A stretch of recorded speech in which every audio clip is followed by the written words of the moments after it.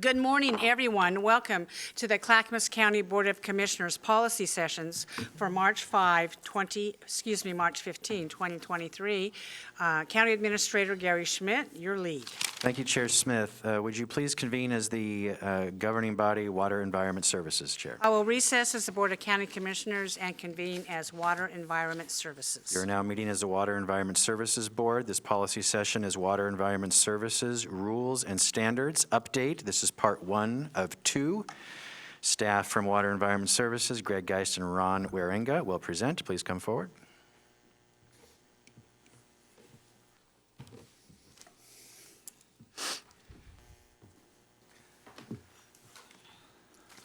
Thank you, Gary. Chair Smith and Commissioners, pleasure to be here today. Yourselves. Thank you. My name is Greg Geist. I'm the Director of Water Environment Services. I have Ron Waringa, who's the Assistant Director. Ron has been knee-deep in this for about 3 years now, so I'm going to let him take it over, and happy to answer any questions. Thanks, Greg. And again, good morning, Chair Smith and Commissioners. Ron Waringa, Assistant Director with WES. We're here today to talk about a significant project, as Greg had said, that we've been doing for many years now to update WES's rules and regulations and our technical standards. I think I'll start this presentation by saying I'm both excited and anxious to present this to you today. Largely, we're excited because this is a really important project, and these updates are needed, and they have been a long time coming. Like we've already said, I'm anxious really for the same reasons. It's an important project, and it's really big and it's complex. We've been working on it for quite some time, and we're at the point to where we need to present that to you. It represents significant change, and it really means a lot to me and our team that has worked on this project and our department. So I think our challenge today is really to get you, as the board of directors of WES, comfortable with what we're proposing and comfortable with this material.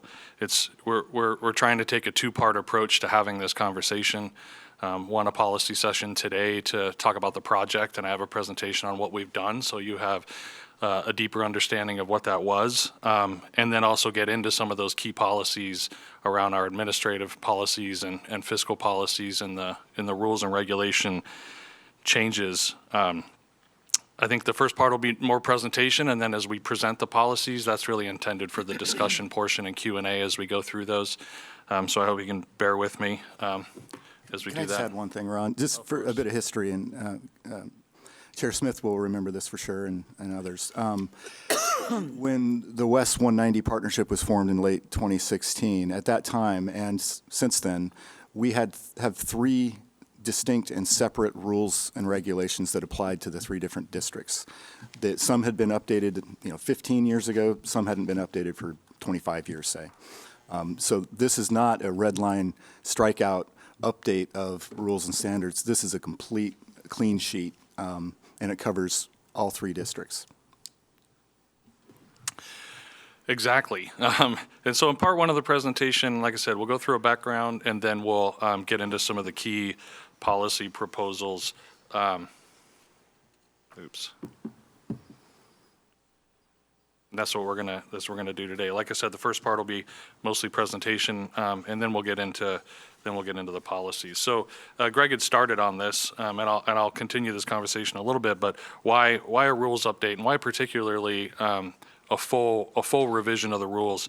Our overarching goals were really to develop consistent and comprehensive rules and standards for WES, and we'll talk about that again in a second. But as Greg had said, the consolidation of the districts under the WES 190 municipal partnership really created a need to have one set of rules and regulations, not only for our implementation, but for the users of those, so they'd be consistent. And we did hear that when on public input, the need for that, to consolidate and streamline development review when we had separate rules. When people think they're working with WES, they also need to think about where they are and what district they're in. And we can streamline that process by having them really understand when they're working with WES, they know what the rules are. Improve regional alignment with counties and cities. As you know, we work in several cities that are within our districts. We provide an array of services to those cities, and and it allowed us to look at certain policies and procedures that we have to align better with theirs, to make it better, to make it more efficient for users, address any new regulatory requirements that have come lately that need to be incorporated into our rules and regulations, and then also updating standards to reflect new technologies. This is really to adopt industry standards for our design standards and also to some degree how we operate. Greg touched on this, and this is, is a map of our service area, but as Greg had said, historically, we had separate rules and regulations and design standards, design criteria for our separate districts. We managed 6 different documents. The rules and regulations for Tri-City and the Surface Water Management Agency of Clackamas County, which we call SWMAC, the design standards were included in the rules and regulations, which is a little complicated as well. And so with the formation of WES, it really created the need to collapse all of these into one document for, again, ease of use. But that's the background on driving the need. But there's more opportunity than just streamlining. There was an opportunity for us to review key policies that govern how we work. And I really want to emphasize that we started this project and we started doing this by listening. That was our key. We wanted to hear from stakeholders, from technical users, from our own staff, from the cities that we work with on their experience with our rules and regulations, with our design standards, and get their ideas on improvement. We started with about a dozen stakeholder interviews early on in the process. Those were development engineers, developers. We met with the Home Builders Association. We met with an advisory committee member from the West Advisory Committee, Greg DiLoretto, and it was just an interview really to get feedback from them. That got us started off. We held over a long period of time many meetings with internal staff and external folks. We created a task force made up of developers, engineers, and city staff to talk about the technical workings and to help us shape policy proposals. And that was really the whole point of listening on where we should start and what we should do, was to just help us start to shape these policy proposals. Once we did that and we had some idea of where we might land and the key things we were going to work on, we took a roadshow to the community. We spoke to interest groups, neighborhood associations. We spoke to the business community through chambers and alliances. We spoke to watershed groups that are interested in water quality and informed them about what we were doing. And we're sort of in the last phase of the public review process. We did do a formal public review in March of 2021 on the rules and standards, got more input and more comments. We have been working with our West Advisory Committee, and now through these final policy sessions and eventually hearings on ordinance adoption will be the last step of the public involvement process. It's been really robust. We really feel like we've touched on all the important points and heard from folks we need to hear from. So I think we're in a really good position. This is just a summary of that. This included in your presentation of some of the presentations that we gave. We did talk to some folks that didn't really want us to come give a presentation, didn't think it was necessary, but wanted information about the project. So we created a project website and we sent postcards so that they could find information about what's going on. That's where that direct communication. And then we really relied heavily, as I said before, on our advisory committee, which is a great cross-section of the community. And people that rely on WES's services. We gave nearly a dozen presentations over a period of time on these key policies, and in March 2022, they moved to concur with those policies and recommend moving them forward to the board for conversation. Overall, what we heard throughout that entire process, we had many recommendations for updates. We heard about creating more consistency within our West service area, so we've talked about that, and this project will deliver that. A need to update some fiscal policies related to development, which we'll talk about. There were very few concerns with our technical standards when it comes to sanitary sewer. We just needed to do some materials updates and things like that. There was more about stormwater management and how we can support people developing sites to make sure that our stormwater management requirements work for them and to help them create tools that they can use to better design those facilities. So we heard a lot about that in our listening sessions as well. And so that really brings us to the policies themselves. As I said, we listened, we wrote, we discussed, we listened again, We got feedback, so on and so forth. So it was an iterative process and a time-consuming process, but it does get us to where we are today, which is the rules, the draft rules and regulations and our draft technical standards as written, and these policies that are embodied in those. The rest of the conversation, I think, will really be around these policies. Today, we'd like to present the administrative policies that we want to highlight for you and the fiscal policies. And again, I hope this is, where we can have discussion and Q&A as we go through them.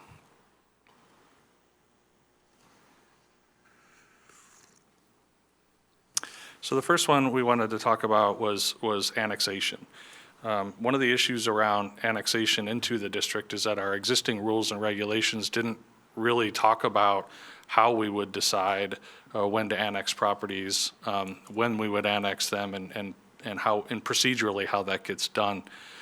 We did hear about that in some of our listening sessions, particularly from the cities. We were operating from a policy, and our practice was around a policy memorandum from a policy session with the board in 2013, and that was really the input and the direction from the board at that time was to generally require annexation into a city before we would provide service.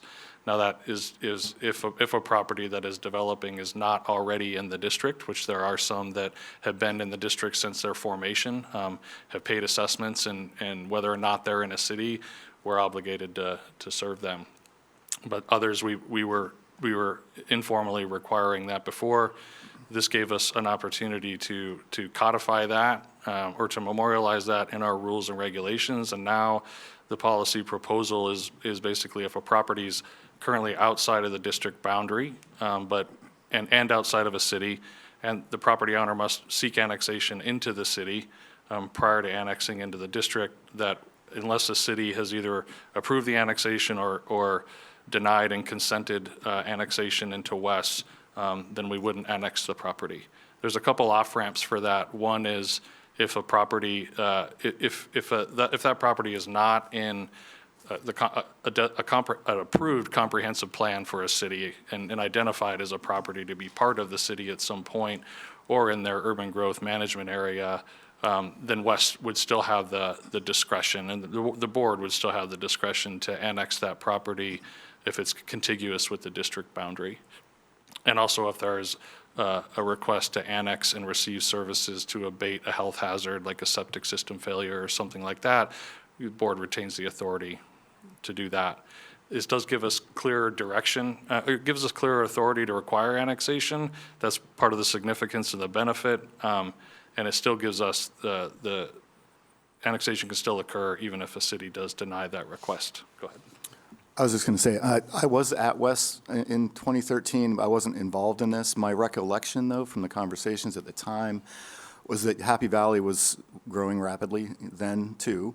And there were some number of folks that were happy to receive our service but didn't want to annex into the city and pay for the city services. And so Happy Valley worked together, I guess, with the board and agreed that in order to come into the district, they needed to go into the city, rather than just taking the district services and, I suppose, relying on the county for other services.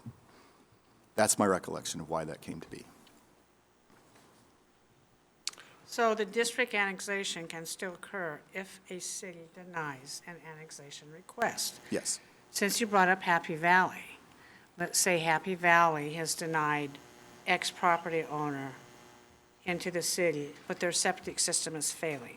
What happens then? We would provide them service. You would provide them service. And I thought we had done that, recently. We have done. allowed someone to come in because of a failed septic system. Yeah, Paul?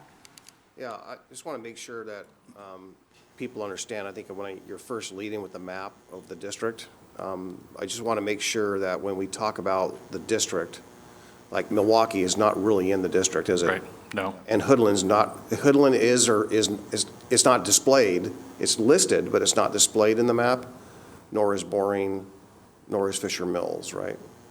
Yeah, they're not in the map, but they are part of the district. So Right. the same annexation policies would apply there. And the city of Johnson City is not in the district, it's a wholesale customer?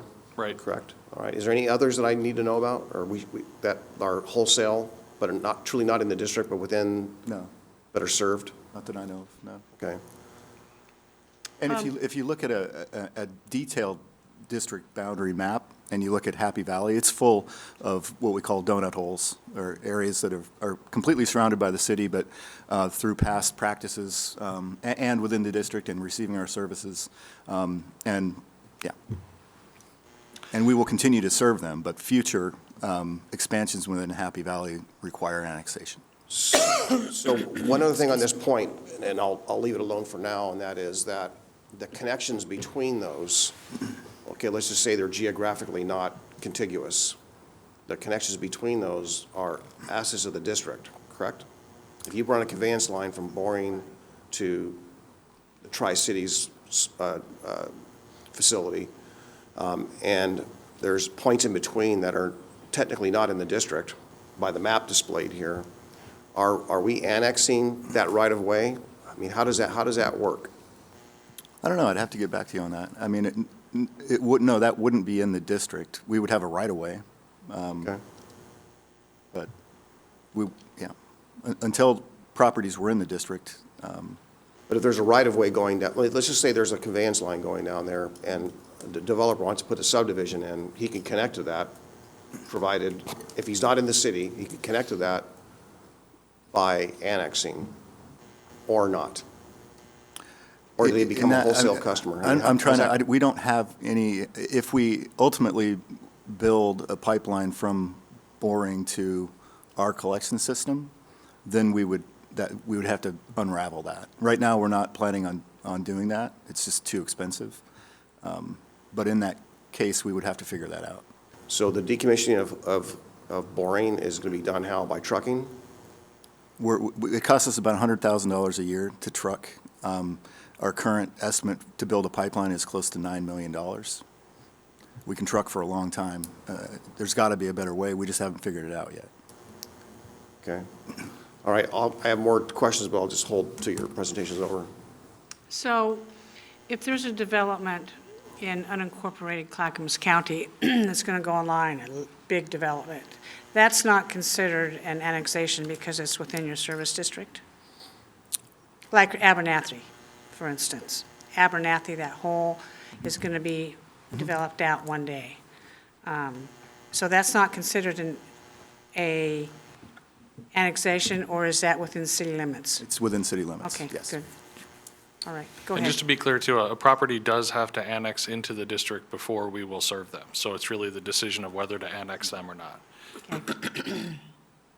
Go ahead, thank you.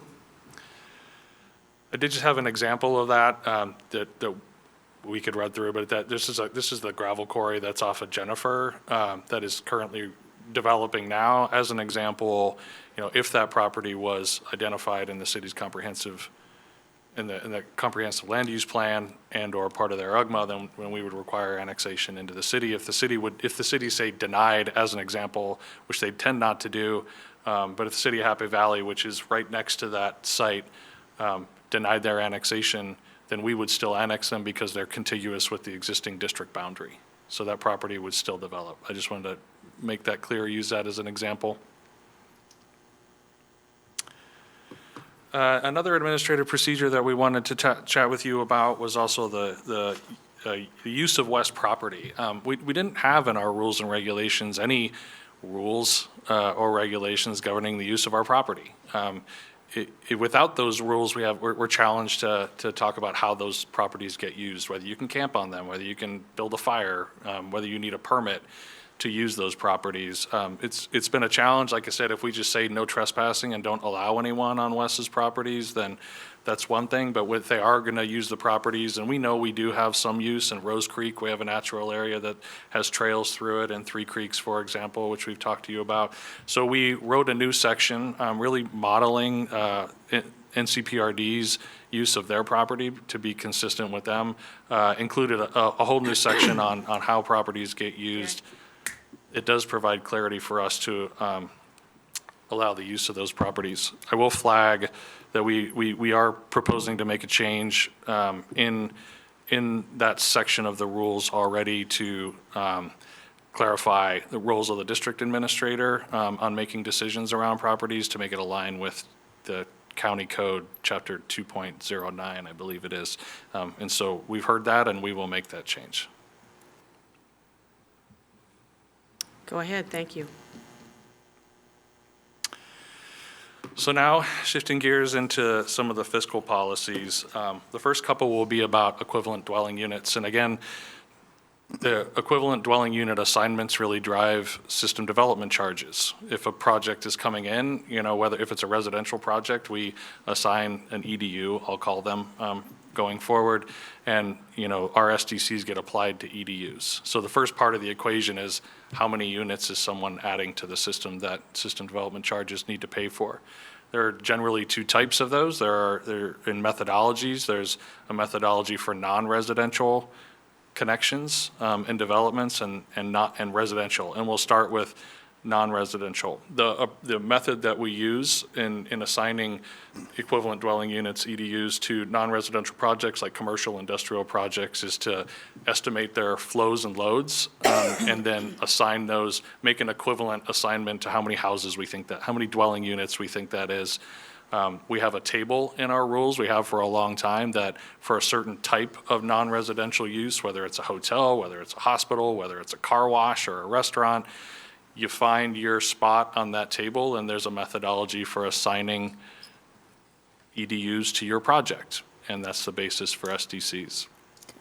We're not proposing changing that methodology. We are proposing updating that table and adding some new lines over the years, and we also heard this in our listening sessions. There are some gaps, like for warehouses and storage units, that weren't in our rules, and those are kind of tricky because they're large buildings and they might seem like intensive use, but you know what a storage unit looks like. There's not much plumbing to it, so just because it's a big building doesn't mean it's an intense use.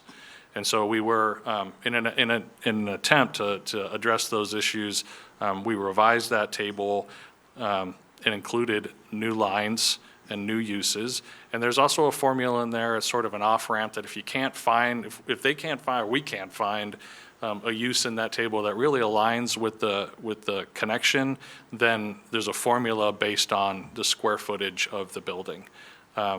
The formula was dated. It's been around since the district began, and it really hit some of those uses harder than it should have. So we modified that equation to better fit those one-offs that we can't, that don't fit a line item in the table. The significance, again, our REDs, it's better for our users. It's more aligned with their actual impact to the system, so our SDCs will be more aligned and much more defensible. It has a minor impact on Wes's SDC revenue. Most of our SDC revenue comes from residential uses, and any revenue that we don't get that we may have been getting it would be for those kind of few and far between projects. And again, it's better for them because it better represents their impact. So Ron, Good just thing. to peel that back a little bit, I mean, we look around at what our peers are doing with respect to how they're charging, what it would cost, say, a warehouse or a small manufacturing facility to connect to their systems. And we found that there were a couple classifications, I can't remember the specifics now, that we were not competitive in, that for whatever reason, based on our old formulas, that it would be a lot more expensive for them to connect to our sewer than someone in Washington County. So we made those corrections. It will result in a little bit less revenue for West, but we think it's fine, and it keeps us competitive with our peers. So in your, if I may, Chair, Yeah, go ahead. in your material here, I read in your, find it again here, your worksheet, that you identified a second SDC. Is that how I read it? And I was wondering, was that wholesale versus retail, or what? It read as though you were creating a second residential SDC. I don't think that's the case, Commissioner. We can talk about, we'll talk about residential next, and I think maybe we can can we revisit that Sure, question after sure. we talk about the residential stuff? And again, I just want to emphasize that these EDU assignments, these are technical in nature, right? They're intended to represent wastewater flow and actual impact to the system. There are other policy choices around those, but whatever we propose needs to be, technically defensible, which is the basis for our assignments. Yeah, when I say that we look at our peers and want to be competitive, we still have to as we're going to talk about with the residential, we still have to make sure that it is commensurate with the impact to our system. And so we found, on those particular ones, it's like, wow, we're out of whack compared to our peers here. And then when we looked at it, it's like, well, we did the math wrong, say, so. Go ahead. Okay, go ahead.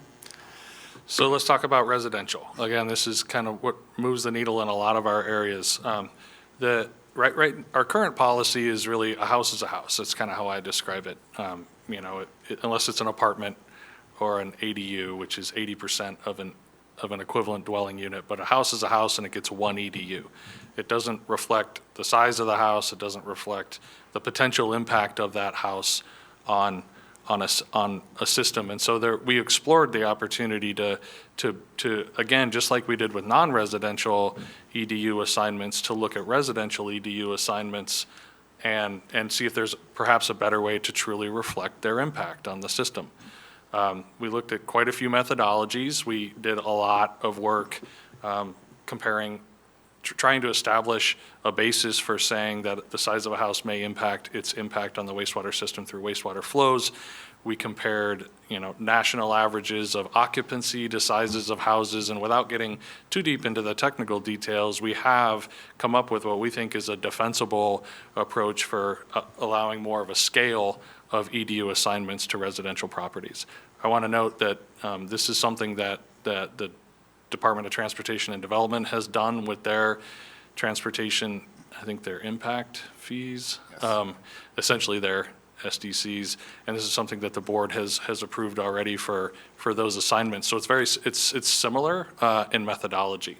But I do want to add, from a sanitary sewer standpoint, nobody's doing this. If we do this, it's going to spread but everyone we've talked to says, that's great. It comports with the methodology, and we need to make sure that whatever we charge matches the impact to our system, but it also is nuanced enough that, say for communities interested in having smaller, more affordable homes, it supports that other policy. So it kind of does double duty, and we think that if it gets adopted in this context, it's going to spread all over the state.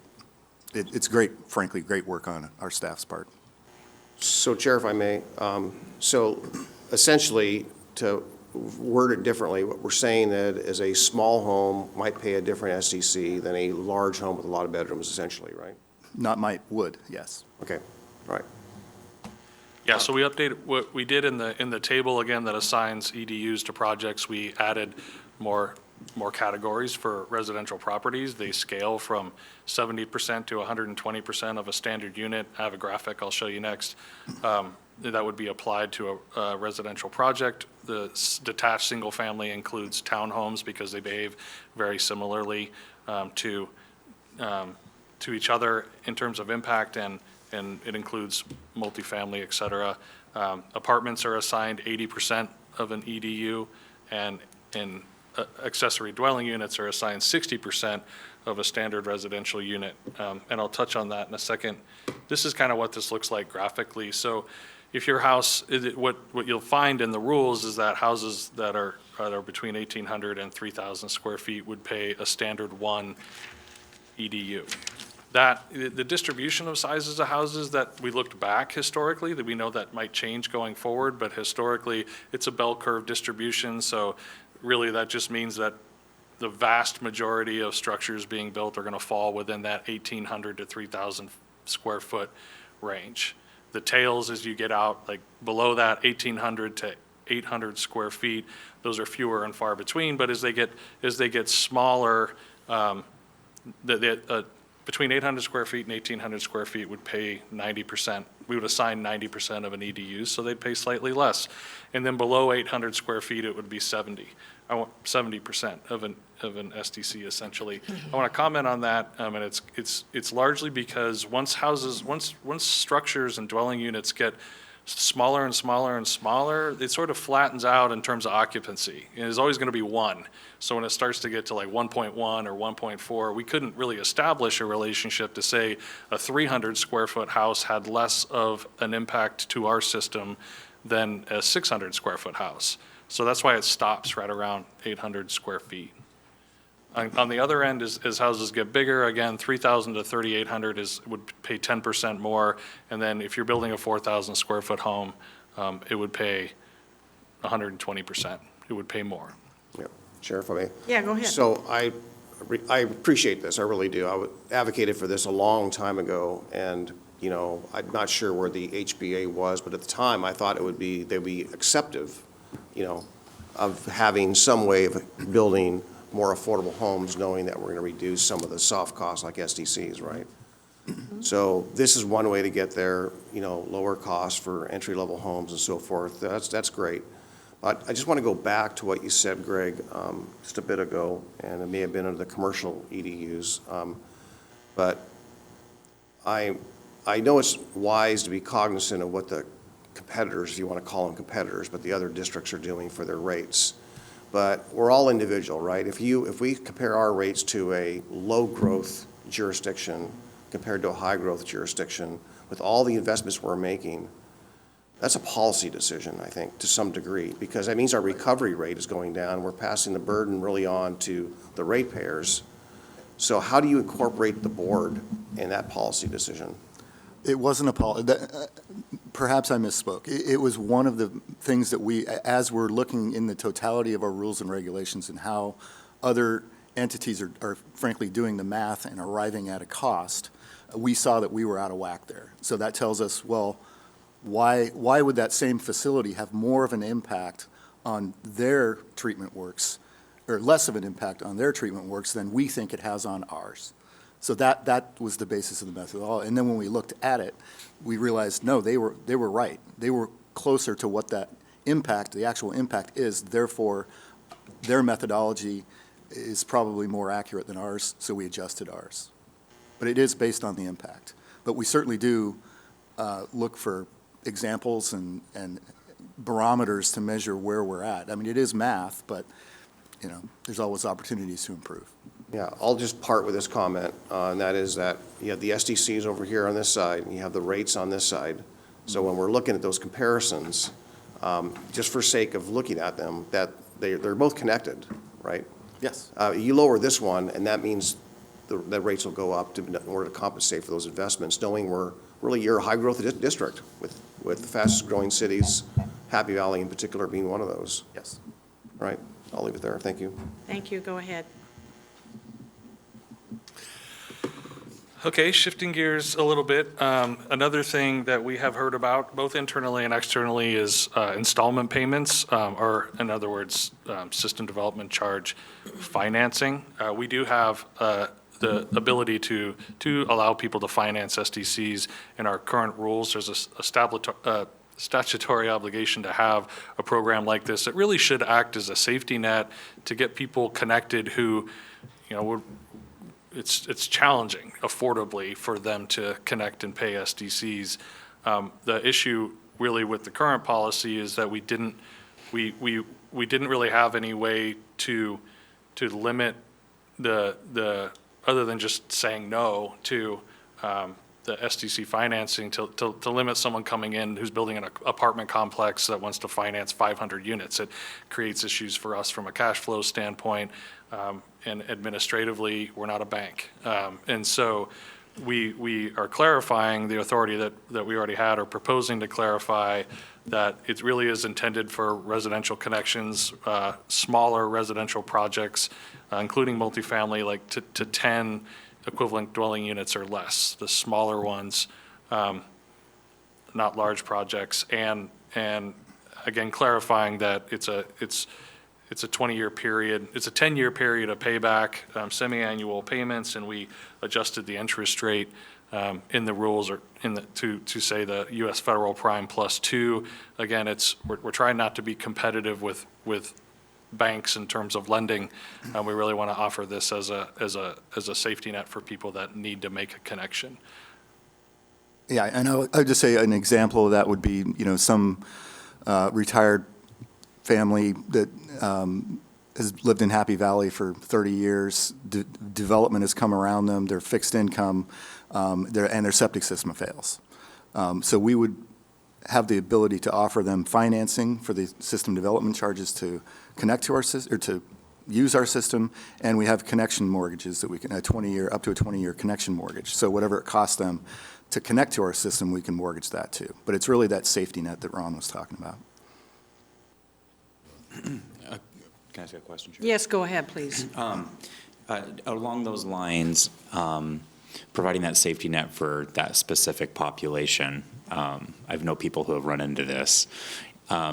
Is that, so we act as the bank, am I right? Yes. Do they have to credit and income qualify? How do we make, how do we make sure that we're not also overextending ourselves in a way that puts us at risk if we act as the bank? I know you're trying to not be the bank and be competitive with them, but I'm trying to understand that structure a little better.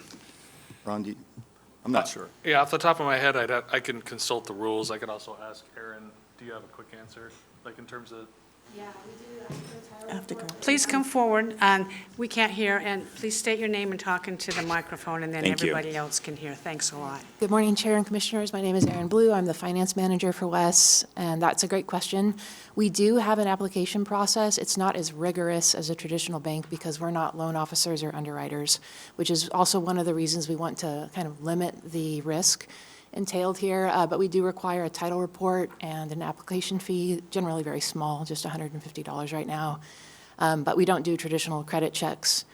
So it is easier to obtain financing through us for a system development charge than it would be through a bank.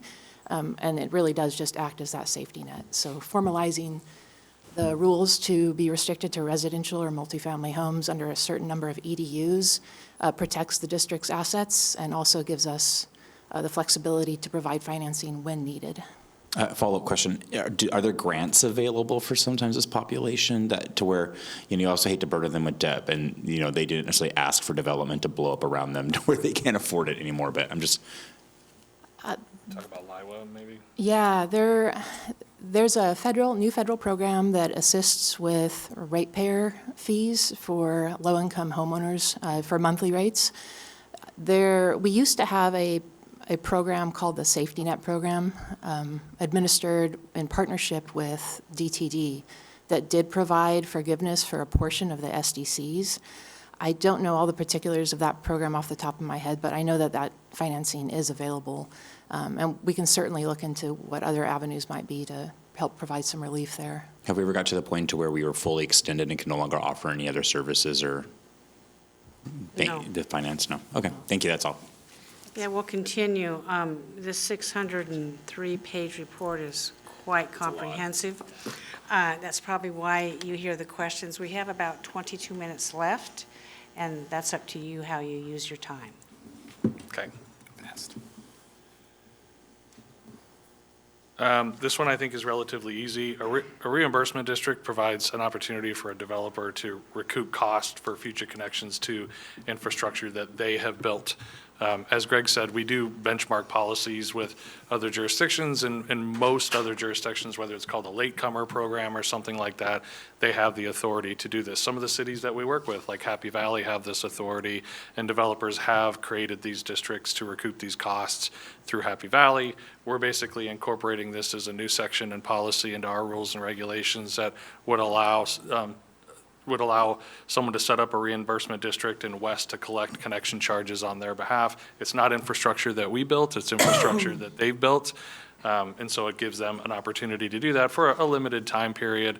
The board approves those districts, so if someone asks us to set up a reimbursement district, our development staff work with them and we put a package together and make an ask of the board to approve that district. So that authority to establish one of those is retained by the board, not by us. I want to use a quick example. I had a graphic, and this is a development in East Happy Valley for Scouters Mountain. On the left side of the graphic, just out of the circle, is the property that was being developed. They needed to access sewer that was over 1,000 feet away, and there wasn't infrastructure there. It's a local sewer. It's not the type of sewer that we typically build. So they have to build that in order to get access for their system, and they pay for that. A reimbursement district, for example, we would set up for properties that might connect to that line in the future to recoup costs for that line only. It doesn't replace SDCs. We still pay people still pay SDCs for our regional collection system and treatment, et cetera, et cetera. This would be just for connections based on the cost of that line only. But like I said, almost everybody we looked at does this, so this was a good improvement. And developers like this. Do they? They do. So from a governance standpoint, how does that work to where, I mean, if you say district, and we're talking like an LID? Yeah, I guess it would be similar. It's very similar. Specific properties are identified in the paperwork, and an assessment is made to those properties. It's based on the cost of the line. And then if the board approves that, then when somebody connects, and our staff would look up and see what is that charge, and collect it on behalf of the developer and remit it to them. So if it works like an LID, you need like 60%, I believe, petitioners to petition for it. Are you suggesting a model like that? Or are you just suggesting a board action to create a district, which I'm not sure, I just like to know the legal structure for that. Yeah, we can, if not today, and I can say at the beginning too, the mechanics of a lot of this stuff works, we're more than happy to meet with folks and answer those questions, or at the next policy session. But we can get that information for you. I don't think it's not structured to require a vote of the properties. Okay. And it's aligned with, I know County Council did review all of our rules and regulations and basically wrote this section for us and have made sure that it complies with state statute. But I can get more information. Yeah, please do. Yeah. For you on how that actually works. Low-income discounts, we have had a low-income discount program for a long time. Our goal is to try and make it more accessible to people, make it a little more streamlined for getting people to use it if they qualify.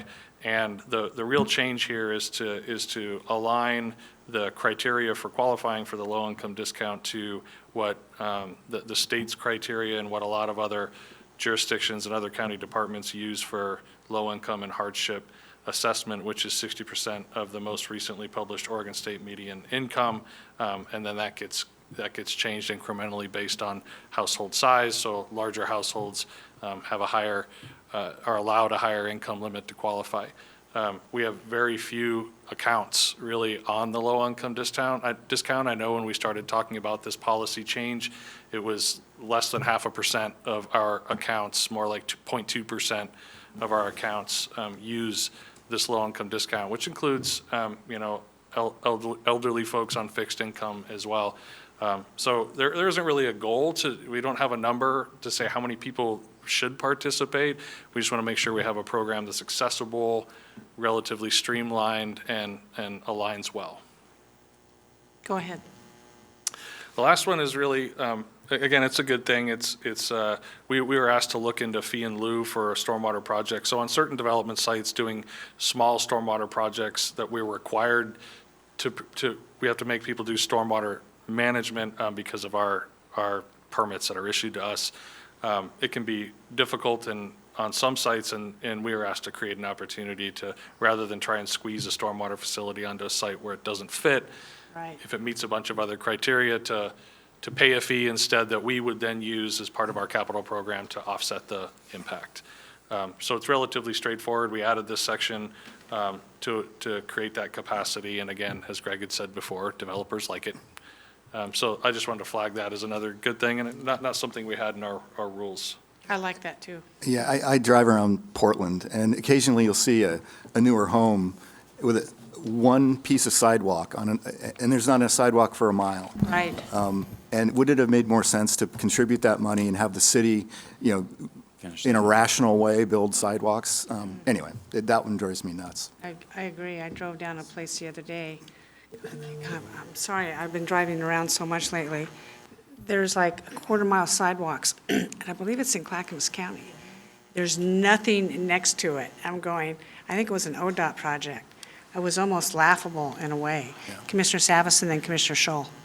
Yeah, so, I certainly support practical means, such as the one we just talked about with the tiering the SDCs, for example, to encourage and reduce the cost of entry-level housing and so forth. And my experience with fee in lieu of on sidewalks, for example, was it was pretty biased at the time and not really practical. For example, the developer in unincorporated Clackamas County would have the choice of saying either or, but in reality, it was built in a way that no one would say, I'll build it, because it was so low, the fee in lieu. It was so low, it was so enticing that no one built anything. And now the burden for building, where we're required to build, is such that sidewalk projects are a fortune now. Had we not had the fee in lieu of, or had a more practical rate, or that was more realistic, again, that still would be not foolish, but also fair.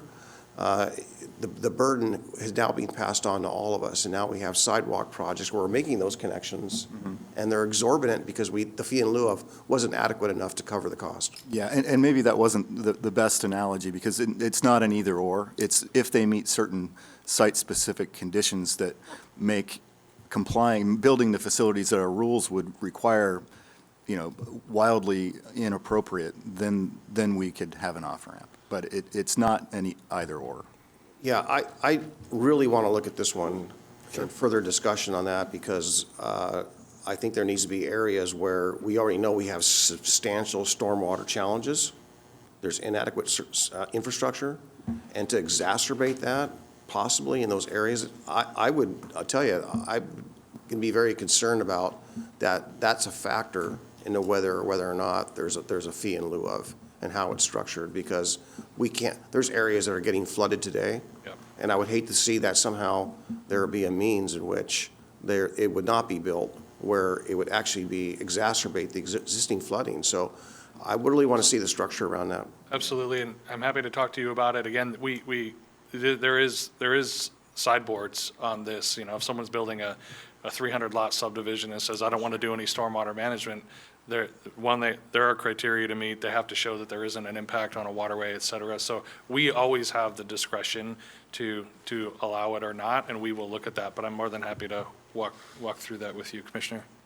Yep, just for the record, I have seen impacts on very small subdivisions because They're of the intended road to and be everything else. Minor impacts, like small projects, and not anything that would create a water quality or a flooding issue, but 100% understand your point. Yeah, but I too, also on the flip side, I have seen where the requirement's excessive, and it doesn't make it's not pragmatic, so I understand that as well. So how that balance is stricken into policy is really the tight wire that we need to walk here. So Okay. I would like some, really to meet with you all, understand how you plan on doing that. Okay.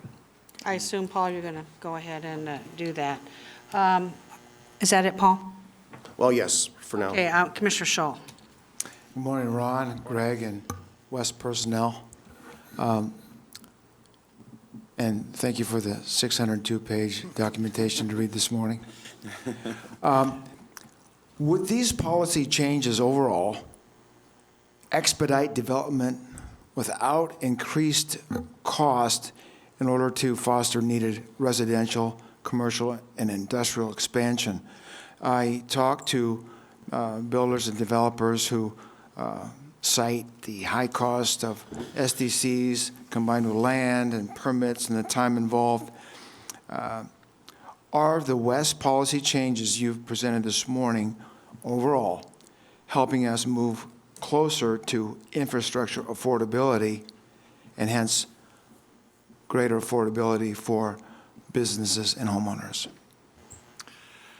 I would say, Commissioner, and this is, certainly my opinion, because we haven't done a thorough analysis along those lines, but I would say yes. I do believe this will help with affordability. I do believe the changes that we're proposing would help streamline and expedite development.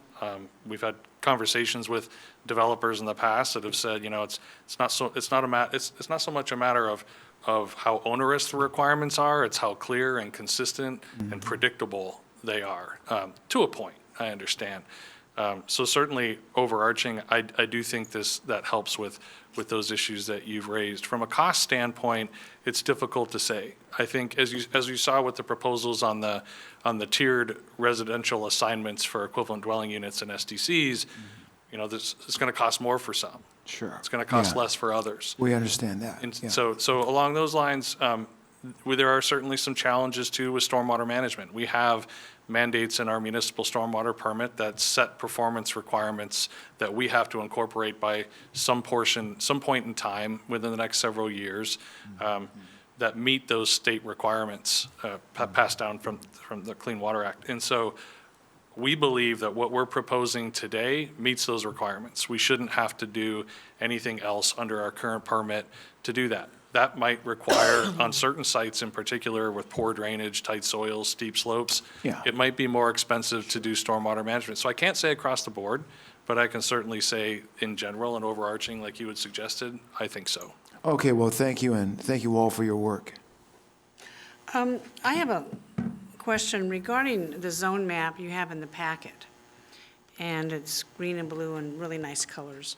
But on Zone 3, which is way out west of Wilsonville, it appears to be in Washington County. What is that? That is a tiny piece of Clackamas County. It's got to be Clackamas County. This one? Yeah. In the Tualatin water. Out near Sherwood In the Tualatin watershed, Valley yes. there. So the district, when it was formed, Chair Smith, in the late 90s, was really set on the portion of the Tualatin River watershed boundary that is within Clackamas County. And so that is sort of a satellite portion of the district that is within the Tualatin watershed, still in Clackamas County, not in Washington County. Are we running the pipes clear out there, or how are you servicing that? No, it's rural. That district was formed, it's kind of strange. It was formed in the 90s in response to some DEQ regulations that applied to the Tualatin watershed. And so, and it's surface water management. And that's why we call it the Surface Water Management Agency of Clackamas County. The county was designated as by the state as having some responsibility for surface water in that area. So it was carved out and yeah. So it's just surface water management. Is it being built up at all? I mean, we see it. Not really, Smattering mostly of rural, develop- yeah. residential for projects that come in. If there are drainage complaints or water quality complaints, we'll respond to those. If there is infrastructure out there that needs to be maintained, we coordinate with DTD on those, so limited service, really. Okay, just curious about that. It's kind of an odd little conundrum there. Commissioners, any other questions on this? There is an action that's requested on this, and the policy options are listed on page 2. I'm assuming that we would want to approve option 1. Need a motion? Yes, we do. Your Honor, I move that we approve the key policy proposal as presented in Part 1 for adoption at a future public hearing. Second. Commissioner West has moved for the adoption of the key policy proposals as presented in Part 1 at a future hearing. Commissioner Schrader has seconded that motion. Commissioners, any further discussion how this is going to go out? Commissioner Savas. Yeah, yes, Chair. I want to make sure that my requests are followed through. We heard you. I made a couple requests, on a couple other things, and Greg, I was hoping that you and I would actually meet and discuss the last one that we communicated with via email and have a discussion about that. So I want to make sure that my yes vote today translate into the follow-up, at least on this particular issue here today. If it's the tree issue, I thought we resolved it or explained what was happening. But Well, happy to we meet never with you talked on that. about it. So my point is that I expected really a follow-up to talk about it, not get an email response. So I want to, this particularly, again, to this motion here on the table, Okay, that I want to make sure that we will- actually sit down and we talk it through. sure. Okay? Thank you. Thank you. Any other conversations on this? Seeing none. Tony, please take the poll. Commissioner Scholl, Aye. Commissioner Schrader, Aye. Commissioner West, Aye. Commissioner Savas, Aye. Chair Smith. Aye, motion passes 5-0. Thank you very much. Gary, our next session is scheduled at 11, Correct. and we're a little bit ahead of time. What do you want to do? I'm going to take a quick break. Yes, okay, we're going to take a 5-minute break, and we'll be back.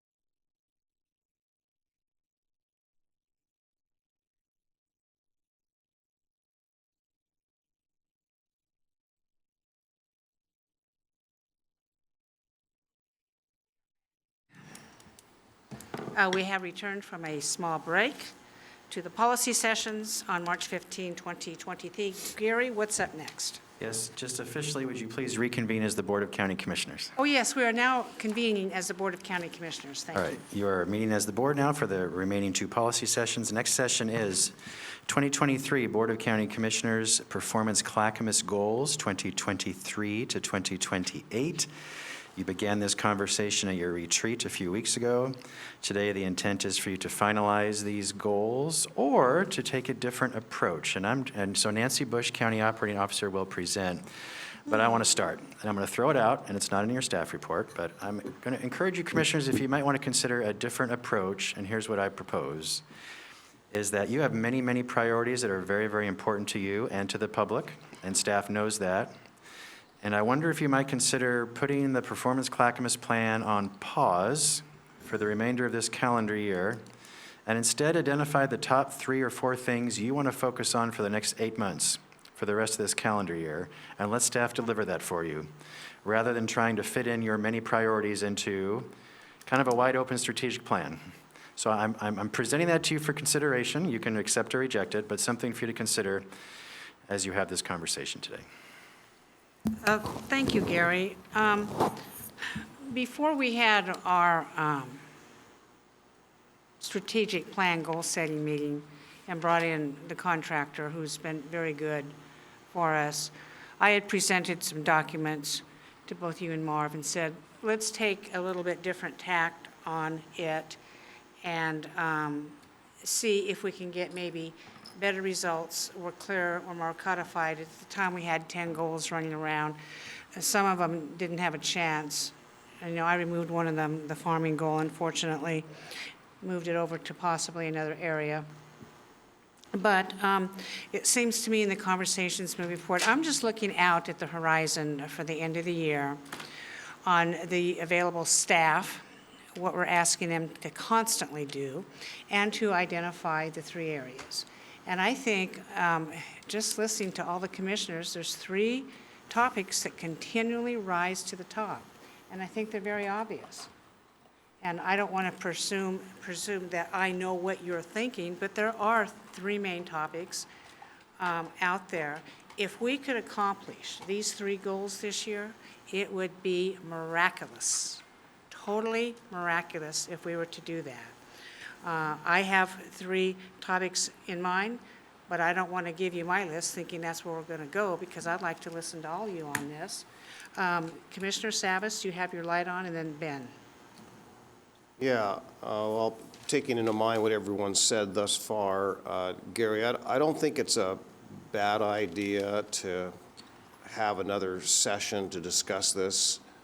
As I shared with you all during our, I'm going to call it a partial retreat, because we acknowledged then that we had a lot more to do. I felt like we started in the middle instead of starting at the top. And maybe on an issue or 2, we got closer to what our North Star is. But what you're really asking us is what do we want to do for the rest of the year, let's just say.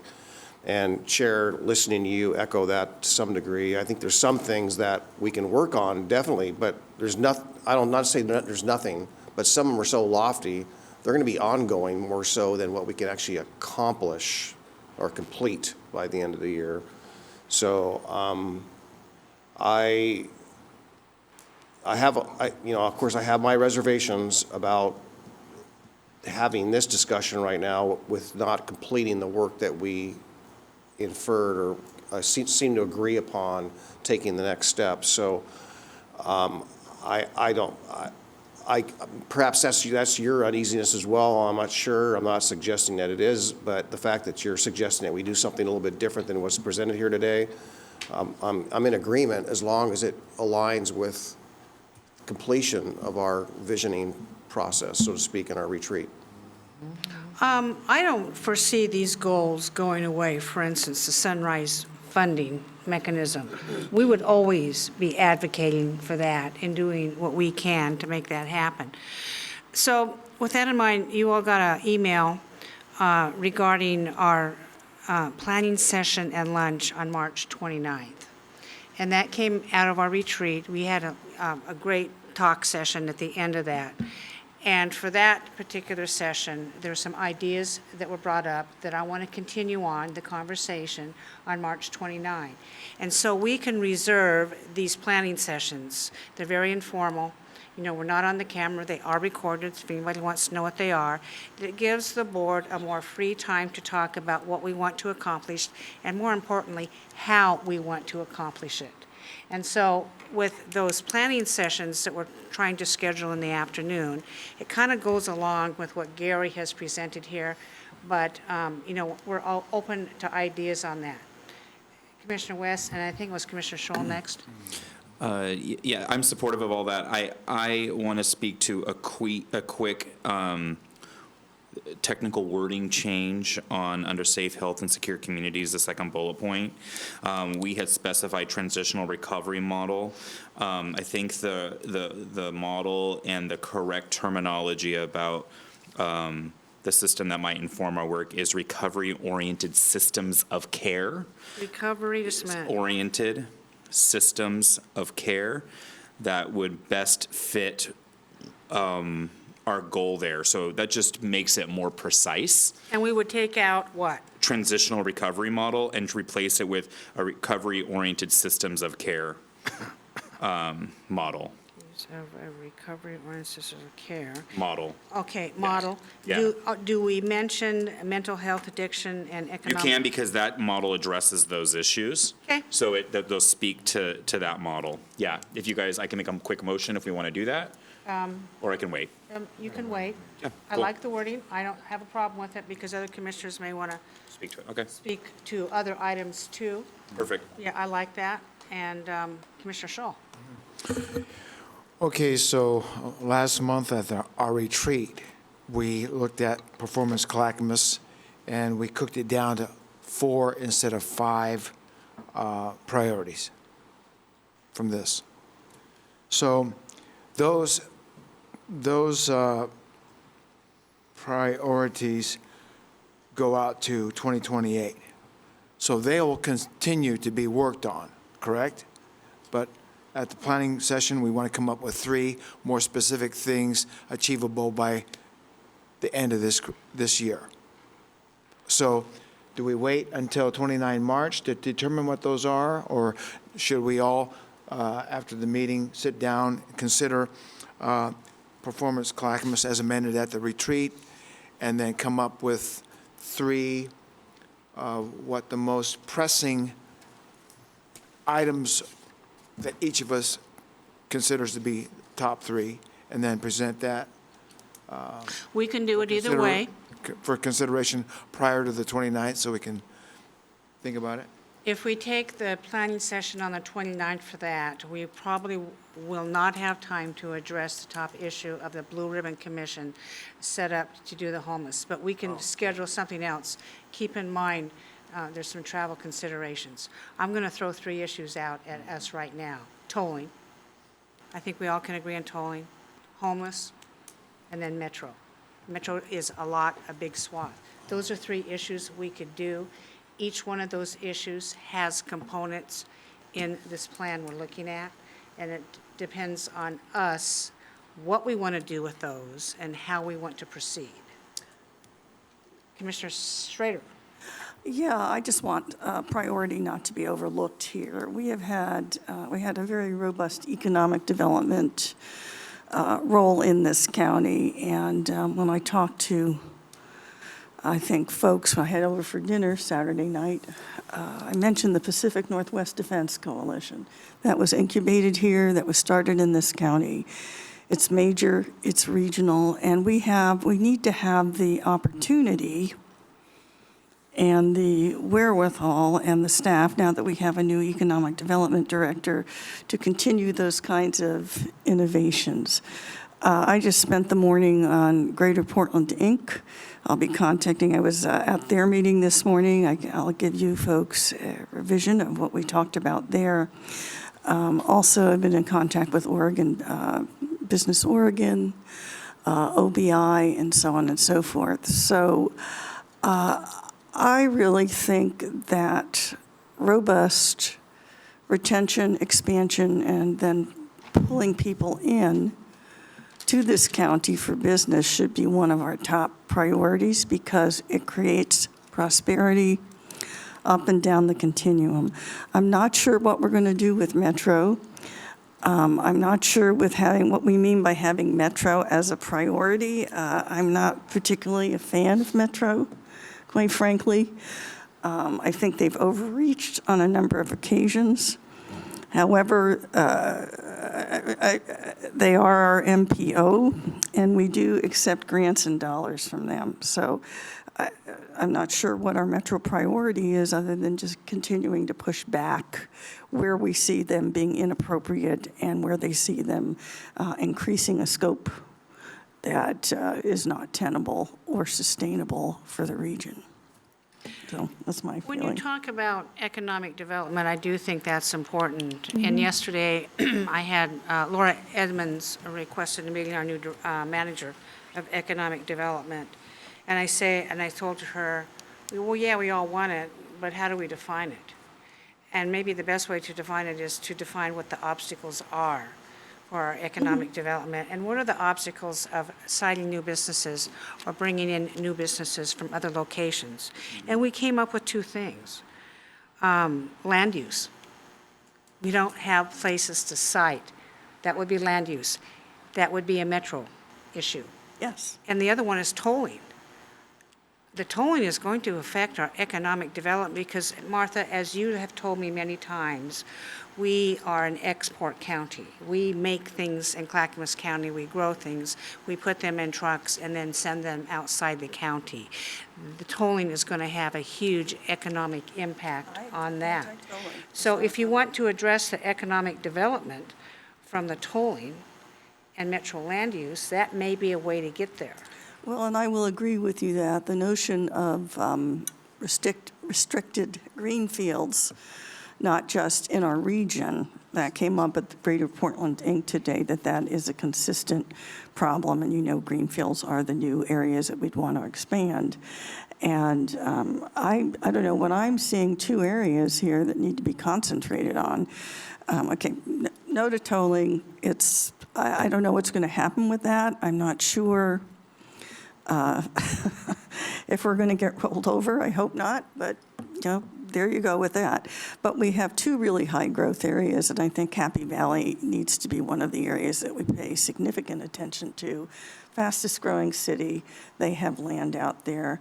And the other area I think that we need to be looking at is our real key traded sector economic hub. There are two places, 212 Corridor, that's the Sunrise, and then also, I think, Wilsonville. Wilsonville is adverse to going south of the river. I'll throw that out there.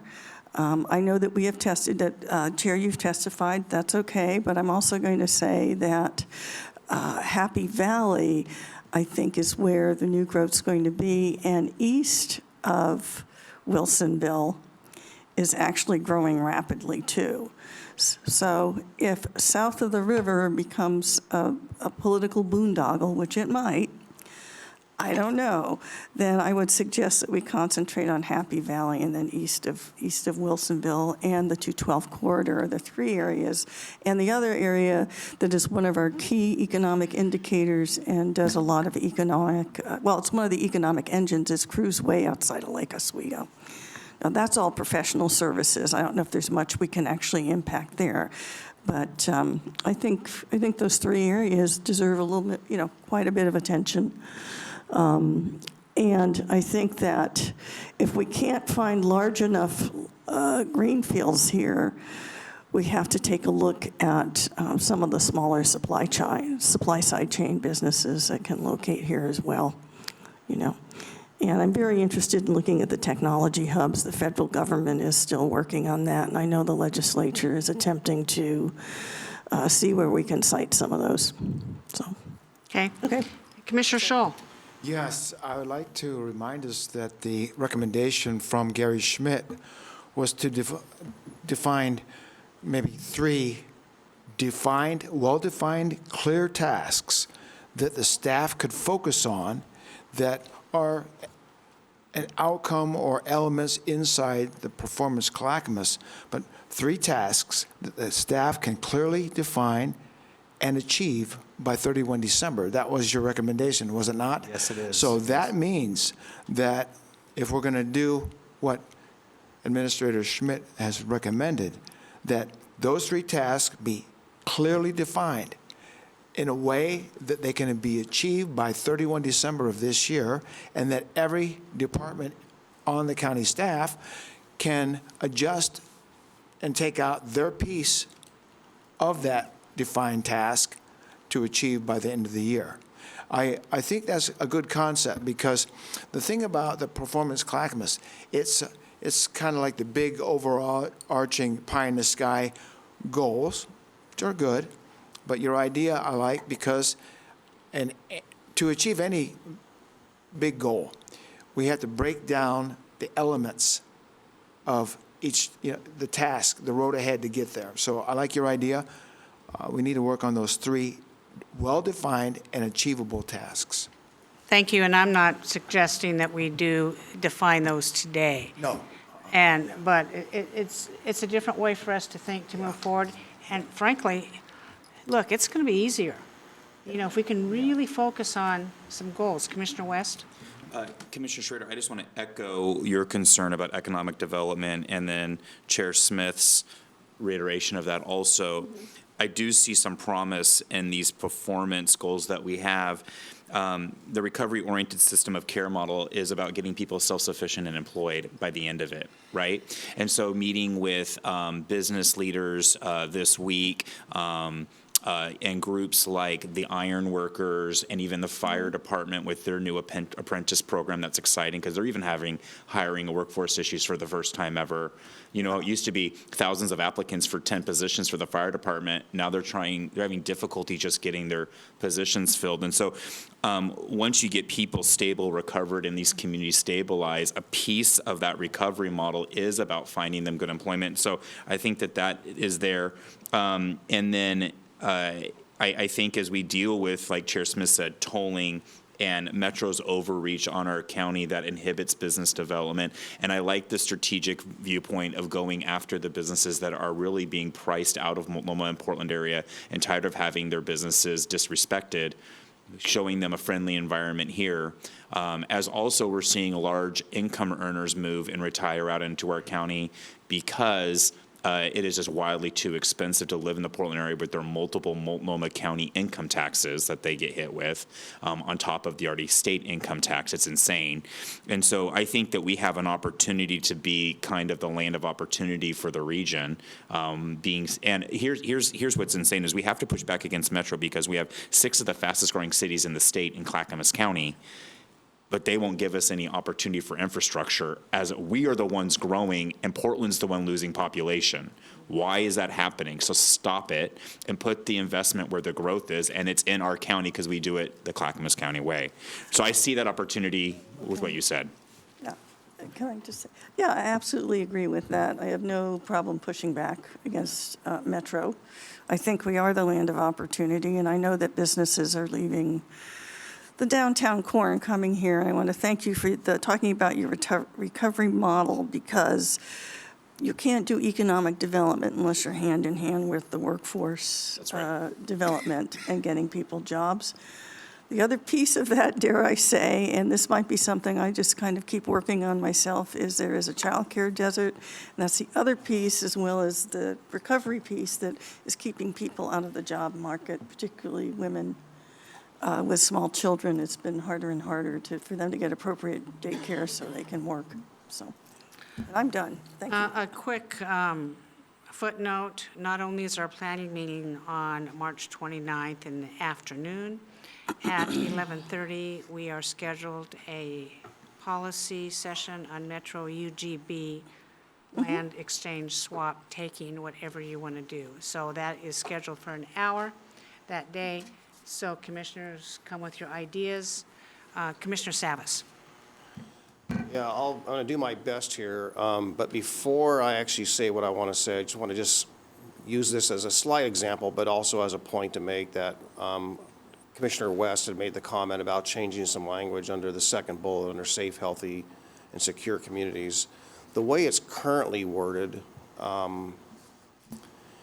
encompasses two things, both service provision and sticks and bricks. With the change, it would take out the sticks and bricks, the way I read that. And so I want to just point that out, that the shelters or transitional housing facilities or permanent housing is all part of the sticks and bricks, so it's not just any one. But I'm going to use this as a jumping off point to state that if the last 15 minutes is not a great example of what I'm going to say here, we started out with a narrow discussion. They just got wider and wider and wider and wider and wider. And that's nothing wrong with that, because that actually, it is broad. And when we typically in retreats, we are stretching our minds. We're trying to think outside the box. We're trying to do critical thinking and be mindful of all these, the ramifications of narrowing. And that was my discomfort with the conversation we had at our retreat, was narrowing. Not necessarily in disagreement with Mr. Schmidt if we were sideboards on what we're narrowing to 3, how we're going to manage the remainder. And I'm going to use the tolling as an example, because it came up twice here today. The goals at the time, 2 years ago, when HB 3055 came before us, the goal was to build I-205. And our staff were so focused on building I-205 that we accepted HB 3055, and we rubber stamped essentially tolling as a result of that. And now, as a consequence, we are talking about the impacts of tolling and how that lays out. So what I'm trying to say is that if we narrow, I don't want it so narrow that we don't think about the big picture. It's like, we want to win the battle, I get that, but I don't want to lose the war. And so I'd rather win the war and lose a couple battles, but I think at the end, we need to understand what it is we're trying to do, the North Star. What is it we're trying to do and work our way down so that we do not lose sight of the ramifications and consequences. And that's where it gets broader by nature. Nothing wrong with our discussion today, but I think it just demonstrates that it's very hard to contain it. Commissioner West. Commissioner Savas, I do see that, and that recovery system-oriented model of care is very much a part of transitional housing and shelter. It is that bigger piece within the strategic goal. That model allows for that to happen. Along that continuum of care that we've talked about so often, from stabilization and detox and mental health stabilization to transitional housing to more permanent housing and recovery communities, and then on to more that permanent piece where you're getting workforce training and you're integrated back into the society with.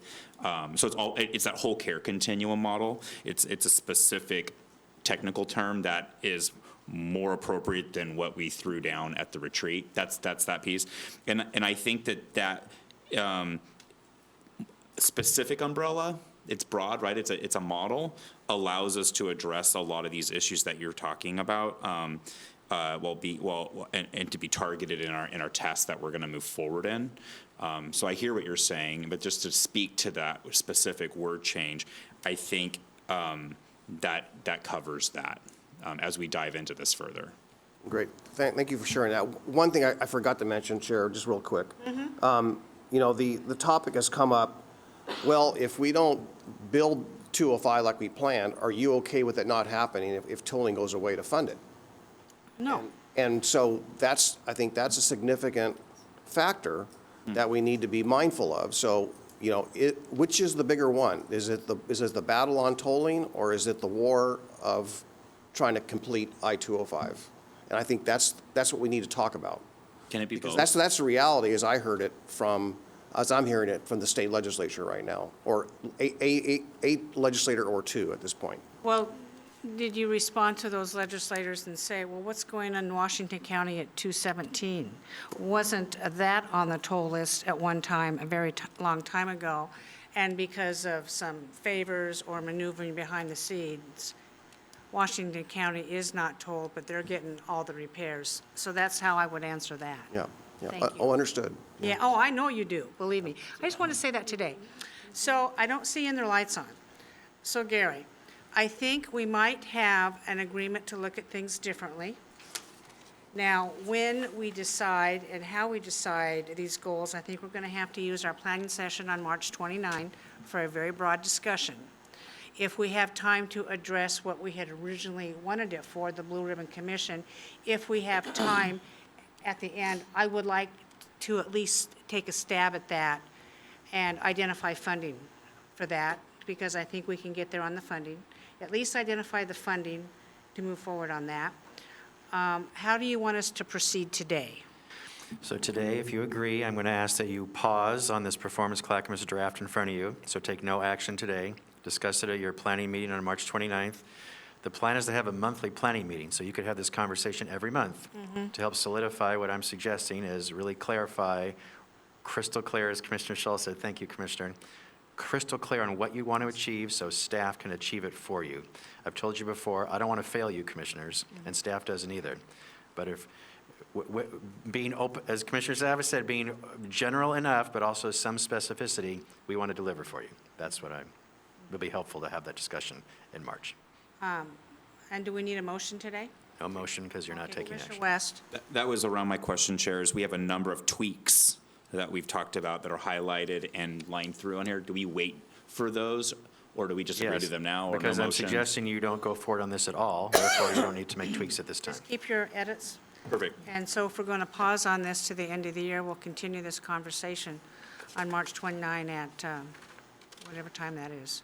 We're having lunch. and then- 12:30 PM, working lunch. Yeah, working lunch, and then we'll go into whatever it is you want to do. Now, for instance, Commissioner Schrader brings up an excellent discussion point on economic development. And economic development could be one of the overarching goals, and beneath that is our barriers to economic development, which would be land use and tolling and some of these other really hotbed issues. So that's one way to look at that. I appreciate you bringing that forward. So we'll just hammer this out and see where we end up. I do appreciate, Commissioners, your willingness to look at a governance model in a little bit different light than we've been doing it for a long time. I will say this, I believe performance clackamas has been very good in the past, but I think it's time that we move on from it and start doing something different, and especially with our workforce situation. I am mindful of them that sometimes they're busy counting widgets, so they can give us a report on performance. I am not concerned about the performance of our employees at all. I'm really not. And maybe this is a motivation for them too. If we can get our goals really codified and straight, that might just be motivation for them to continue to do what they do at a very high quality. Any other comments? Seeing none, thank you, Commissioners. We are adjourned. No, we have one more session, Commissioner. Oh, we do? What do we have? SRTs. Short-term rentals. I am so Thank you, sorry. Nancy, very much. We're not adjourned, just kidding. I'm so embarrassed over that. out. Go for it. All right, so your final policy session is short-term rental registration program proposal. The presenters are Commissioner Savas and Commissioner Shull. There's a staff report in front of you. So if you'd like to kick it off, Commissioners, and have the discussion, please. Sure. Mark, you want me to go? Go ahead, Paul. Yep. So, colleagues, wasn't that long ago you asked us, or kind of charged Commissioner Shull and I to take several years of input and work and go to work on this STR program. We certainly have had, Commissioner Shull has been up on the mountain listening to some of the issues up that way, and I've been very mindful in listening to some of the issues more in the urban area where there's more population. There's certainly there's some unique aspects to each of those challenges in those communities, but there's a lot of similarities at the same time. I believe we have really, I say we, I want to first of all say who the we is. So I want to thank Everett and Caroline and legal staff, Gary, also your support for allowing that work to happen. Legal has gone through and looked at some of the aspects of this, as well as some of the case law right now that's happening in Oregon with regards to some of the challenges in other jurisdictions You'll see in your packet, under the ZDO allowed use bullet on the first page, that there was another challenge. There's another LUBA challenge that's worked out. It's not, I guess that's we'll see where that goes, but this has no bearing what we're doing here. This is really essentially focused on the financial aspects, not completely, but it is focused on the how we do this in a way that is no impact to the general fund, that is a reasonable aspect as far as a low-cost entry for STR operators, and also addresses a means in which they are inclined, and will be inclined, to be good neighbors in the community. I think those are three essential points that are really, really important. So I won't read everything, but going on to attachment A, where really the meat of this is, the registration there can be a charge for the registration, but this is really based on a free registration, a website setup that is done on the front end where people can register the STRs. I believe there's right around 330 or so people that are currently paying their heads on beds, their TRT or transit lodging and tax today. And we estimate there's over 1,000, if not 1,500 operators who are not paying for that TLT. And I'm going to guess, this is only speculation on my part, I'm going to guess that the STR operators, in which are creating a little bit of havoc in the communities up in the mountain and in the urban areas, are possibly, not for sure, not all, but let's just say that maybe there's a lot of those that are not paying the TRT and are the greater majority which are not registered. There's no registration, but are not paying the current tax. So we don't know who they are. But for sake of discussion going forward today, let's just say that the good actors and maybe the bad actors who are not paying their transient lodging tax today, and also being mindful of the community concerns that are arising out of the ones that are not operated very well. There's a lot of good people out there. We've gotten some input from operators that are small operators, as well as those that have over 100 STRs in the Northwest. They really brought a lot of good information to us. So essentially, just going down the list here, there'd be a registration process. It'd be online, so 24/7. Not a staff requirement. If someone wants to register at 3 o'clock in the morning or 3 o'clock in the afternoon, it would just be automatic.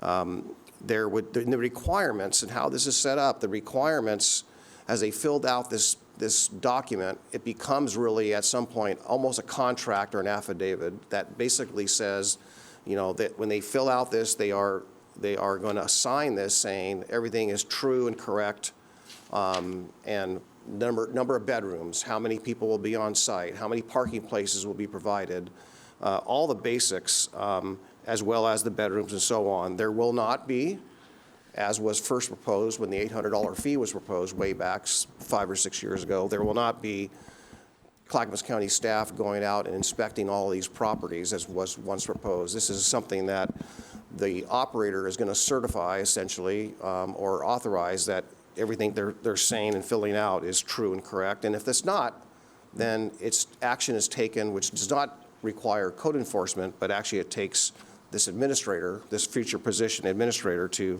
follow through on. So outlined in the first part of the registration, you can see some of those things that would be on the form, essentially. And of course, it acknowledges that they're also going to pay their TLT, in which that could also be tracked. The fact that the method in which there is little to no registration fee, there's a level of fairness in this, in the sense that someone who maybe rents their place out once a year or 5 or 6 times a year is going to be paying a much lower fee than someone who's doing hundreds of STRs and hundreds of rentals. So there's scale there that we're not trying to burden someone unfairly or give someone who is a large operator any kind of a pass. They're going to pay a fair share. So flipping over to what is page 4 in the packet, which is the second page of the attachment. The transient lodging tax, as we discussed briefly there, they will be required to pay as they register. Under enforcement, enforcement will be either complaint-driven or the administrator itself will make sure people are in compliance. Let's just say that we identify someone registered and they're not paying their TLT. Let's just say that the TDC contacts us or staff there says, you know what, we're not getting any TLT, but this person's operating. Again, that won't require code enforcement. The administrator, this program, will be the one who'll be all over that. They would, under the typical enforcement, a lot of the enforcement would be, frankly, what is on the affidavit or in the form when they fill it out. That's what's going to be, that's probably how we're going to act and spend most of our time making sure they're in compliance. That includes payment, that includes providing the parking, that includes requiring the issues with the trash collection, and so on and so forth. So anything on the, as far as you look down to the one bullet there under code enforcement, by law, we can't treat a property owner who operates an STR any different than a property owner who's not creating an STR. So code enforcement wouldn't be required to do anything unique or different than any other property. So we don't see a big role there, frankly, in the sense that there's nothing unique to this that'll be a burden on the general fund or code enforcement staff. Nor so, same goes for CCSO. They'll have to respond to an emergency, just like they would have to respond to any other emergency. That's just a state, that doesn't change by registration. They're going to have to do that anyhow. We're not expecting either code enforcement staff or the sheriff's department to do anything special about this program whatsoever. It'll be just a regular course of business. Penalties, going down to the penalties, violations, just noise and parking, will include some penalties that are established and also agreed upon in that affidavit. So when they sign up for that, if they violate it, then it'll simply be, again, not a code enforcement issue, but something the administrator that'll go through any other violator of any other ordinance in Clackamas County as we pursue those as well. The program administrator would be doing the investigation of any of those things that we just outlined here. They would be, again, watching that and then reporting that and taking action. So again, nothing from code enforcement, nothing from law enforcement with regard to that. Program requirements, we're keeping this very lean. This is not a profit-building revenue generator. This is designed, and we're going to design it as a 3-year pilot. So in the 3 years, we'll be able to model and see how many people we actually pull into the registration process, which will benefit TLT, economic development, all those things, because there will be revenue that they'll be paying, which is, again, the TLT. This is not really, we're not peeling off any of that transient lodging tax for any purposes, but it would be funded with a 8% surcharge on the TLT, not on the rental, but on the TLT tax. So it's the pass-through to the Tourism Development Commission is unaffected. It's the operator who pays that 8% surcharge. So that's for the program requirements. 1 FTE that's listed there, what that might be for roll-ups or the funding of that person.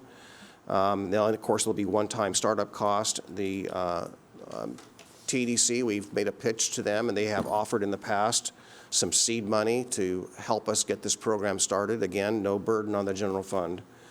Under program funding, the last darkened bullet on page 5, the second page of the attachment, again, speaks to the surcharge. And there's an example there that if someone remits $350,000 on an 8% program, that would be a $28 fee. And again, that's the more activity you have, the more you pay. And then the small operators have very little financial burden, and they're really paying their fair share. Flipping over to the third page of the attachment, which is page 6 in the packet, has a little bit more detail about the financial pieces of this and the startup cost. We project that we can easily fund this program for the full 3-year pilot and perhaps a year, 2 years more, based on a very modest, very conservative estimate of the fees and the activity. I expect or suspect that it could be much higher, but I don't expect it to be much lower at all. I think we'll be coming there pretty well. It's a pretty clever program. Again, hands off. I mean, you know, Commissioner Scholl and I both had our inputs, but our staff came up with a lot of brilliant ideas, and those are all incorporated here. So I want to make sure when we say we're including all the staff, and a lot of heads and eyes went over this program. Again, it's a pilot program for 3 years, and as you can see under that bullet, we have modeled this. We have, again, mentioned before, we've spoken to other operators. There's some things that at the end of the pilot, not now, not today, I know that can be controversial, so it's, you know, in the distant future after this program's implemented, after the end of the 3-year pilot, we can talk about some of the other critical things people want to talk about, and that is, number one, a cap on the STRs. I'm not sure where I sit on that myself.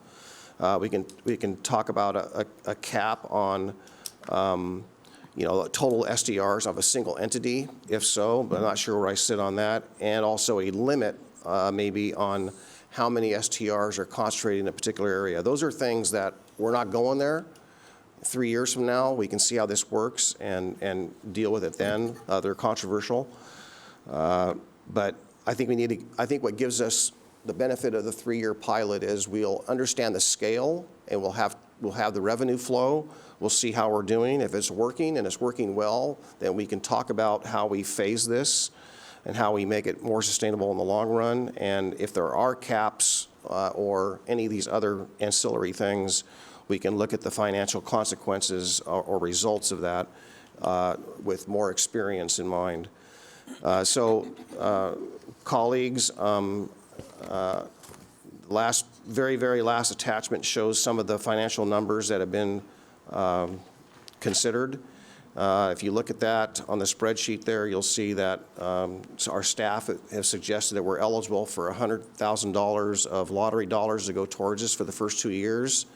And we're asking the TDC, which is not displayed here where it says 120,000, we asked for 150. If we had 150 and 150 plus the two $100,000 contributions to lottery dollars, that gets us well past year 5. So it is sustainable, and there's again some numbers there.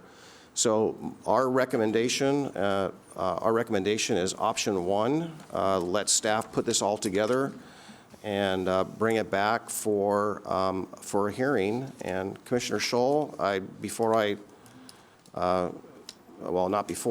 as I conclude my comments, at least at this end, is there anything I missed or would you like to add? Thank you. I want to make sure everybody realizes that this issue has been going on for many years. We weren't able to get the last regulation implemented. It is a very emotional topic. We have talked to constituents who are adamantly opposed to STRs and other constituents who are adamantly in support of STRs. Both sides cite their property rights concerns. People who are pro-STR say they want to be able to use a property for, in many cases, very needed income. Right next door might be somebody who has retired, wants a quiet life, is concerned about some STRs that, because of our lack of permitting and administration of STRs at this time, some of these STRs can be in conflict with a quiet neighborhood. So we've listened to all these constituents, considered all their concerns, and come up with this draft regulation. Now, one thing also to consider is STRs across the nation are becoming more and more popular.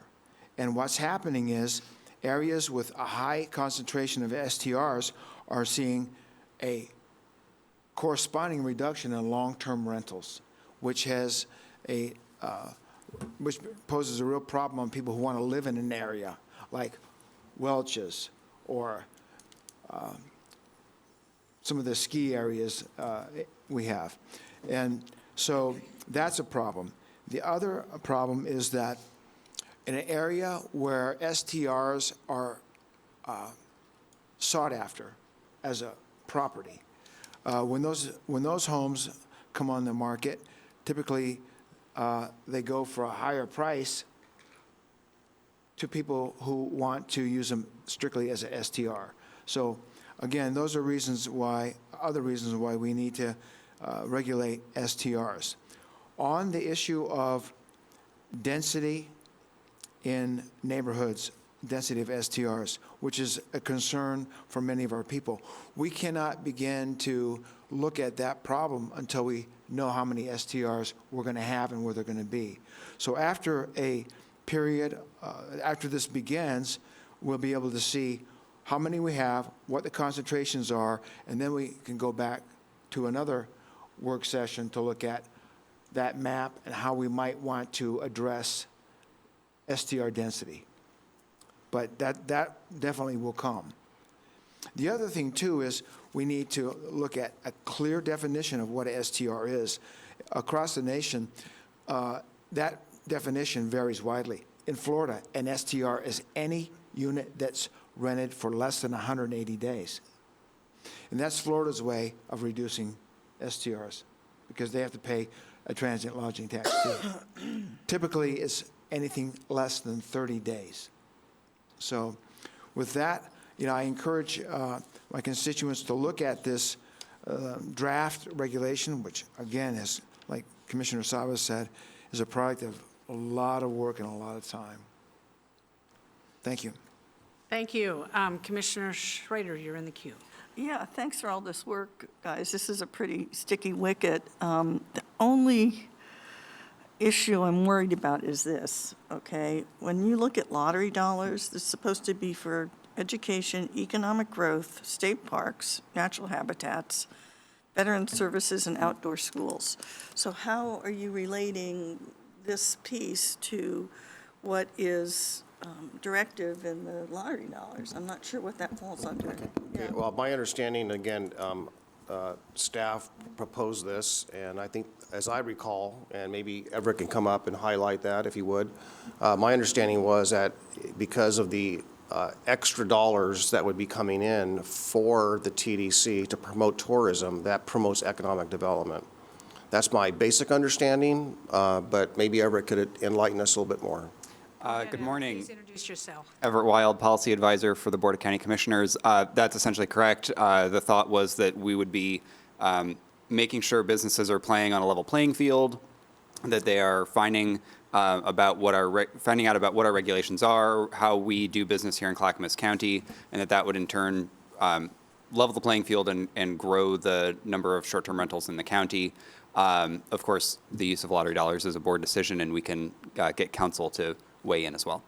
Okay, well, thank you for that. The other question I have is the Tourism Development Council. Are they technically a county department, Gary? Gary? Yes, they are an They are? office of, the director is a department director that reports to me. They are unique in that the staff, they're county staff, they're all staff. Their functions, they have a board of county commissioners who offers guidance, and they have a tourism development council. So that's one of a unique structure at the county. But it's a department of Clackamas County, yes. Okay, so I guess if they're a county department, why don't they have they should be paying for this, shouldn't they? I mean. You talked about this at your retreat with the TDC. They have state requirements by state law and county Right. code they have authority on how to spend their transient room tax. You can bless it or reject it, but you can't overrule them. You have to work in collaboration. So with they've the TDC. chosen not to really move into an enforcement mode themselves, even though they're definitely benefiting from the money. Well, that's not really, those staff are not hired to Just be, asking. they're not code enforcement staff, they're tourism staff, so. Right, but we're talking about an enforcement piece. And the other thing I have, there are other economic development tourism pieces that are not affiliated with a local government, but there are their own nonprofits. Correct, yes. Isn't that Salem like that, or where else is it? I mean, We are one of 2 governments in the entire state of Oregon that has a tourism function. The rest are nonprofits or associated separately. okay. Yeah, Commissioner Schrader, Yeah. if I may. Sure. Go ahead. Yeah. So if I may, just to address that, you may remember when we had the little bit of a war between, Oh, yeah. with the attorneys and the TDC. Well, we learned that with the interpretation as presented by the attorneys for the TDC was that their interpretation was very limited in the scope that they could do. So as I understood it from the deep dive that we had done then, not only could they not really do enforcement, but they also couldn't really do anything that was anything but promotion for TDC, which gets back to the justification for lottery dollars. But the point being that their scope is very limited. And that's why I think they were leaning on, if you remember, Director Cowan at the time. I remember. Was trying to find someone who could actually do that, track down those dollars and do the enforcement aspect as it relates to tax collection. That's where the sticky is with that. This solves that. This actually solves it. Okay. How do the other, so basically, all of the other tourism development councils that are nonprofits have no auspice over STRs at all? It's only I local don't know. governments? I don't know. I would say that every voter-approved transient lodging tax makeup and the verbiage is different. So they're all different creatures. So it depends how it was approved by the voters. I think that is what I remember the TDC lawyers at the time was trying to articulate was, it's how it's interpreted and how it was presented before the voters. So if you, for example, I know a big passion for myself and others, Chair Smith and I, even you, Commissioner Schrader, have always wanted to see more dollars go towards museums. If you recall, that interpretation has been so narrow that it wouldn't allow that to happen. But I think there's a means of getting there in the future. There's another way of doing this that gets to that particular issue. Okay, that's all I have with this. I still, I get it.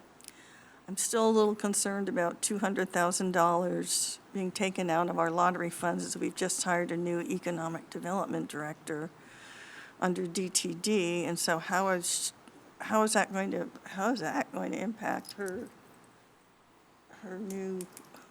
dollars in terms of running that? You know, This is running that- just the seed money, right? And my understanding is that Everett, could you speak to, who was that vetted through? What? The inclusion of $100,000. lottery dollars, Yes. that was a decision that Commissioner Scholl and you and Caroline and I made together. So we can and will, based on your comments, Commissioner Schrader, go back and do some more analysis to make sure that that's an appropriate use of lottery dollars. And like I said before, it would be a board decision.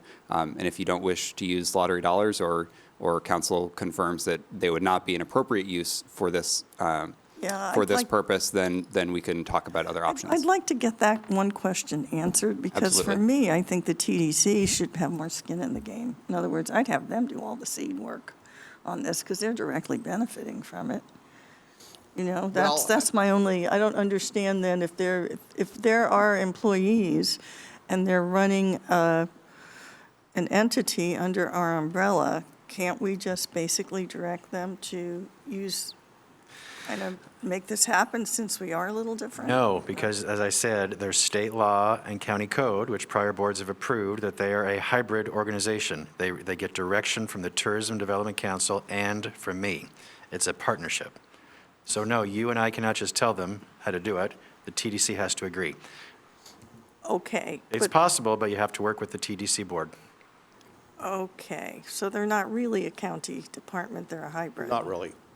In a way they are, but as Gary said, they're a hybrid. They're Which hybrid. was the issue that we were dealing with before, because they were insisting they were their own entity, hence renting a building that has now put the county under duress. Am I correct with that? Because we're dealing with a lawsuit over that. And, yeah, well, my only concern is the lottery dollars, so I would just like some feedback from our attorney on that. Because Absolutely. We'll follow up. I'd hate to have a new economic development director be, having that budget, if it's self-sufficient,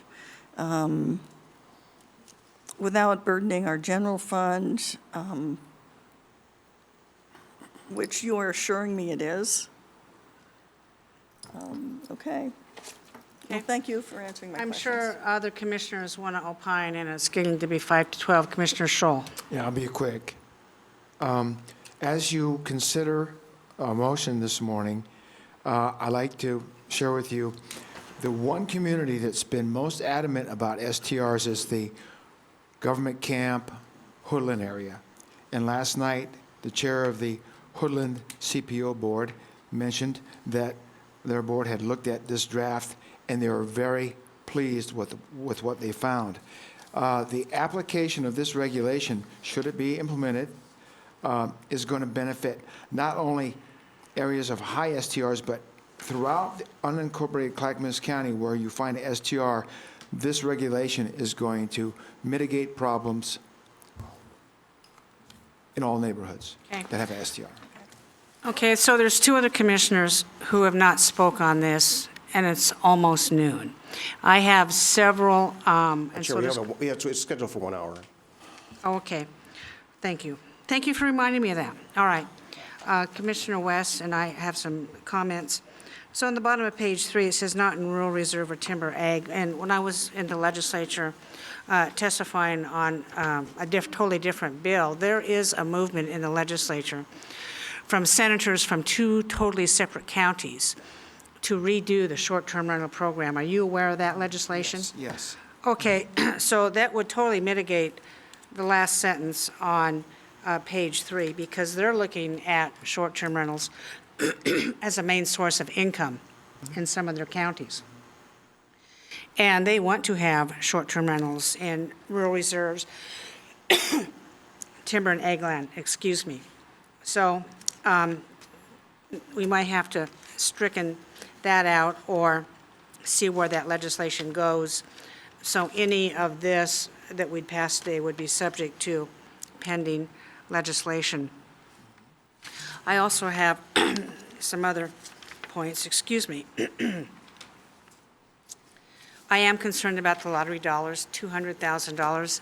That's a lot of money. Look, we just hired a new economic developer, manager. And she has a big lift. She was in my office yesterday for an hour, and we barely scratched the surface of what she needs to do. She can't do it alone. She can't do it with 2 people. We may have to require on outside help for this. So I believe the economic development dollars stays with the economic development program. You're going to have to go out and find money elsewhere. I won't support it using economic dollars for this, because there's a rub with me on this. Here we're doing all this work, and the Economic Development Tourism Commission, just whatever they're called, are sitting there going, blah, blah, blah. We had a meeting with them a couple weeks ago, and I brought up, for instance, gee, can you possibly support or promote history and museums? They don't want to have anything to do with it because it's not a moneymaker for them. They don't want to do what they don't want to do. They just want to be able to look at a profit-making venture and reel in the money, and they spend it according to how they want to spend it. And I don't see them being amenable to what this Board of County Commissioners wants or desires, or the rest of the community wants or desires. That's a problem I have with this. Additionally, have we identified exactly what the problem is with short-term rentals? And does this piece of legislation address what those are? I'm not sure what the problems were.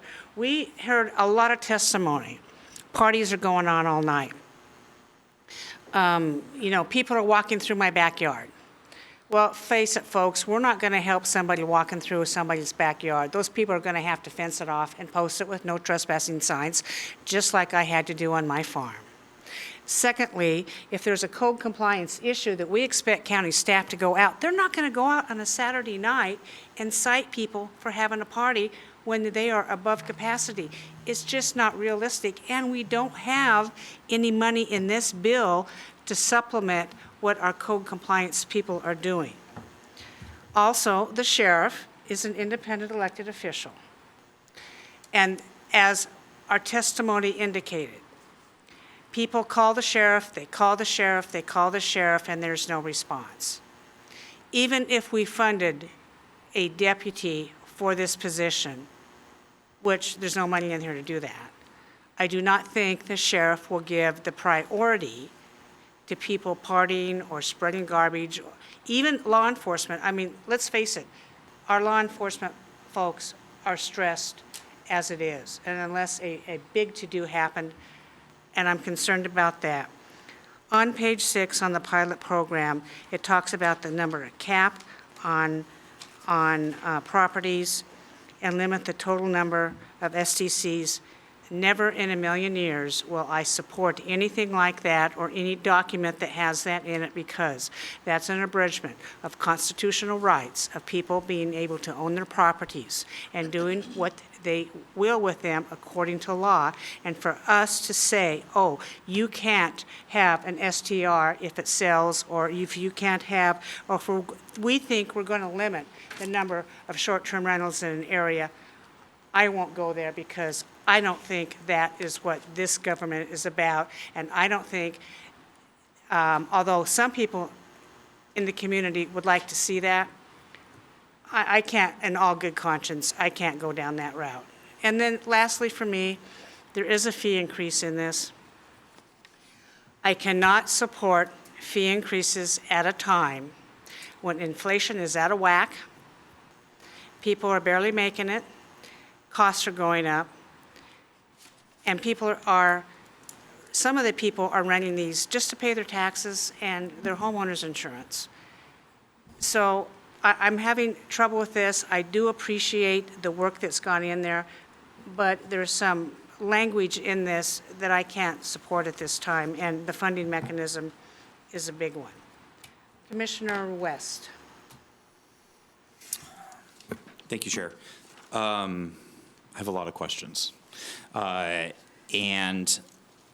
gonna, it's a little bit, this whole topic's a little bit personal to me. My parents are close to retirement age, in their 60s. I've told most of you guys this, but for the record, I grew up in the same home my dad did, and they took the garage in the backyard in North Portland and turned it into a cottage. Now, my dad is a great businessman, and he wants to also be a good neighbor, so he is a good STR owner. He pays his taxes, he pays his dues. He does it in Portland, where it's not easy to do this in Portland. And he no longer does long-term rentals in the state of Oregon, because the state of Oregon has made it prohibitive, especially Portland, to actually be a long-term rental owner. My mom might be able to pay off their mortgage after taking care of us kids by having this small business, even though they work full-time. My mom doesn't work any longer because she had some medical issues and can't. But this is personal to me, and I get it. But, I grew up in the same neighborhood where we have our STR, and we still have to be good neighbors. And fairness and principle matters. I even think that is a conservative value, to be a fair government that operates that way and gives people equal opportunity. That's the lens at which I look at this. I am curious about what factors were used with the affidavit. On how was this developed. On page 1, we have, 10 or so-ish bullet points. Meet safety requirements, agreed to provide off-street parking, yada, yada, yada. We have that before us. I won't read them. But I'm just curious a little bit about what did we do to create this list? And is this list need to be more specific in certain areas of the county? Because the STRs in Milwaukee and Oak Grove or even Wilsonville are going to be different than the STRs on government camp. So we're talking about a big county here. So I'm curious about that. And I don't know if I should pause with that question and let you guys answer it, and I'll go to the next one, but thank you. Yeah, Chair, if I may, just, let's field them one, Yeah, go ahead, one just- at a time. So Commissioner West, the bulleted items have been reviewed and suggested by actual legal counsel. So the next piece of work here will actually codify that into something that you'll hear our legal staff tell you that, a lot of those suggestions came from them. So there's validity to that, and it'll be more comprehensive on the next phase of the work. Follow-up to that, Commissioner, is did we model the affidavit enforcement honor code? I guess maybe it's on honor code. Maybe I'm not using the right term, but after other communities that found success with this, or are we charting is this an uncharted path? Everett? It's a little bit of both. There's a lot of models out there. There are some counties, Hood River County, a lot of counties on the coast, take very comprehensive, holistic approach to short-term rental regulations. They have things like home inspections and annual renewal fees, that kind of thing. We were trying to craft something that was a little easier on the constituent, on the applicant, a little lighter on the back end in terms of staff costs, staff time. So I would call this a middle approach. There are a couple of counties, Deschutes County, for example, has a pretty de minimis program. You're basically registering to say, yes, I'll remit my lodging tax, and that's it. So this is a middle ground. It's not completely uncharted waters, but it is a little bit different than some of the other counties. Thank you, Everett. Commissioner Scholl, you alluded to this. I think it's essential that we have a definition of what a short-term rental is, because we're talking about real technical things here, which gets pretty technical. Is it 90 days or less? I know sometimes these short-term rentals are used for workforce. So, for example, during COVID, my father would rent out to a number of nurses who were here on contract because we all know what that was like. Right. Trust me, we didn't have enough nurses. So they would come in from out of state and they would stay and sometimes bring their families and they would rent for 90 days, but that would not trigger any long-term rental policies. So for future issues that when we deal with this, I think having a clear definition that meets for our county around what that term specifically is important. And I think it creates a clear delineation between those that are involved in this business when the community what to expect and does it fall within these parameters of what a short-term rental is. That was just a thought I had. Back to enforcement, this seems to be one of the persistent sticking points over the last few, I don't know how long you guys have been doing this, but I wasn't doing it with you, but now I am. So, but it seems to be a long-term sticking point. I guess I wrote down here in red ink, how do we effectively get code enforcement and deputies up to the mountain? Or is this solely tattling on your neighbors or our neighbors calling a number? And so clarity on that's not clear yet. And does the sheriff, right here it says CCSO would respond to, and it gives 4 or 5 bullet points. Chair Smith alluded to this question, but do we have that capacity or do we know where the sheriff is on that? And is this an honor code, or can you may give more detail on enforcement? Okay. Thank you for the question. And I want to make sure, because the chair's comments were similar, and I want to make sure, I'll restate it again. There is no requirement for the sheriff to do anything different than they're doing today. There is no requirement for code enforcement to do anything different than they are today. We cannot treat or discriminate by law one property owner from another property owner, whether they're operating a short-term rental or they're just residing in their home. If they're violating a code, they're subject to the same thing. Clearly, if someone does something on a Saturday evening, code enforcement isn't unable to respond. What we're really doing, how this becomes effective to addressing that, is not through code enforcement, but is through filtering out the bad actors by bringing them into compliance.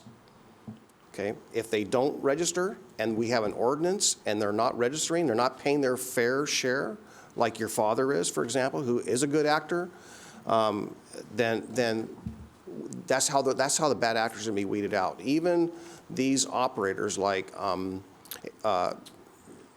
VRBO and what's the most Airbnb, Airbnb. HomeAway, yeah. They're doing similar things to weed out the bad actors. So that's how we address it.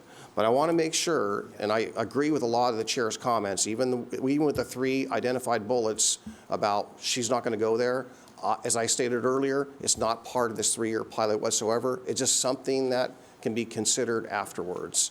If you want to strike those out, we can strike those out right now, but it's not part of the work that's going to come back that staff's going to be charged with. They're not going to spend 1 iota of time on the issue of limiting or concentrating STRs or putting a cap on them or any property rights. The property rights issues that we hear from the people complaining is that I have a right to have peaceful enjoyment of my property, and there's a business next to me in a residential area, an STR, as a state, and when they're passionate, heated up about it, so they deserve as much protection about that. So, by allowing STRs, we've got this situation in which I think we have a very effective way of dealing with it in a way that's fair to the good operators. We think we owe that to the good operators as well, who asked for us to do something. Okay, so there's one statistic that I do like in this. Paul, you mentioned 330 registered paying STRs, and you've possibly 1,000 or 1,500 who are not paying. So why isn't the tourism department going out and finding these 1,000 to 1,500 non-registered STRs? That would benefit their budget. It doesn't benefit the general fund. It doesn't benefit necessarily. Why isn't that happening? So can somebody answer me that? Can I piggyback on your question? Well, Similar. Can I piggyback? Yeah. So along that, really quick, because that was my next question. Oh. I look at the chart here. I look at the 1, 2, 3 pilot program, the seed money out to year 10. I'm curious because we have another partner in this with TDC, and you are getting to that right now. Same to my question is, well, what's the expected increase in TLT revenue over time, even if we're being conservative, with the increase in STRs paying their fair share? What's the overall benefit to the TDC? Do we have buy-in from them? And then when does the TDC actually get its money back? And do they see a benefit beyond getting their money back? That was similar, I think, to what you were asking. Okay, so I just want to ask it twice. I mean, you were loaded. I only had one question, but you had like 3. yeah. So Everett, I took a stab at it earlier. Why don't you take a stab at it, and I'll build on what you leave out.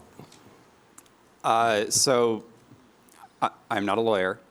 My understanding is that the county has better mechanisms in place already to set up a program like this. We have more, the TDC doesn't have authority in state statute to set up a program like this.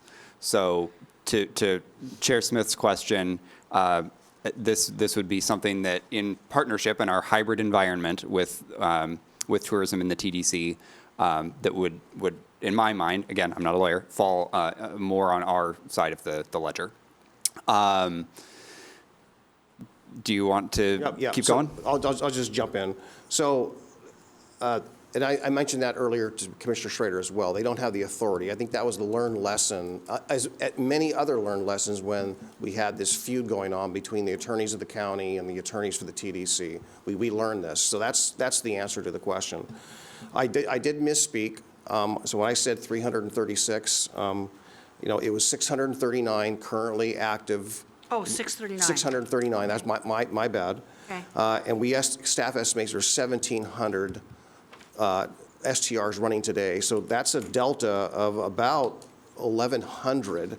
So getting back to your other question, Commissioner West, if I understood it correctly, I may have not, the return on investment or the benefit that pays for this is the revenue from those lost 1,100 estimated STRs.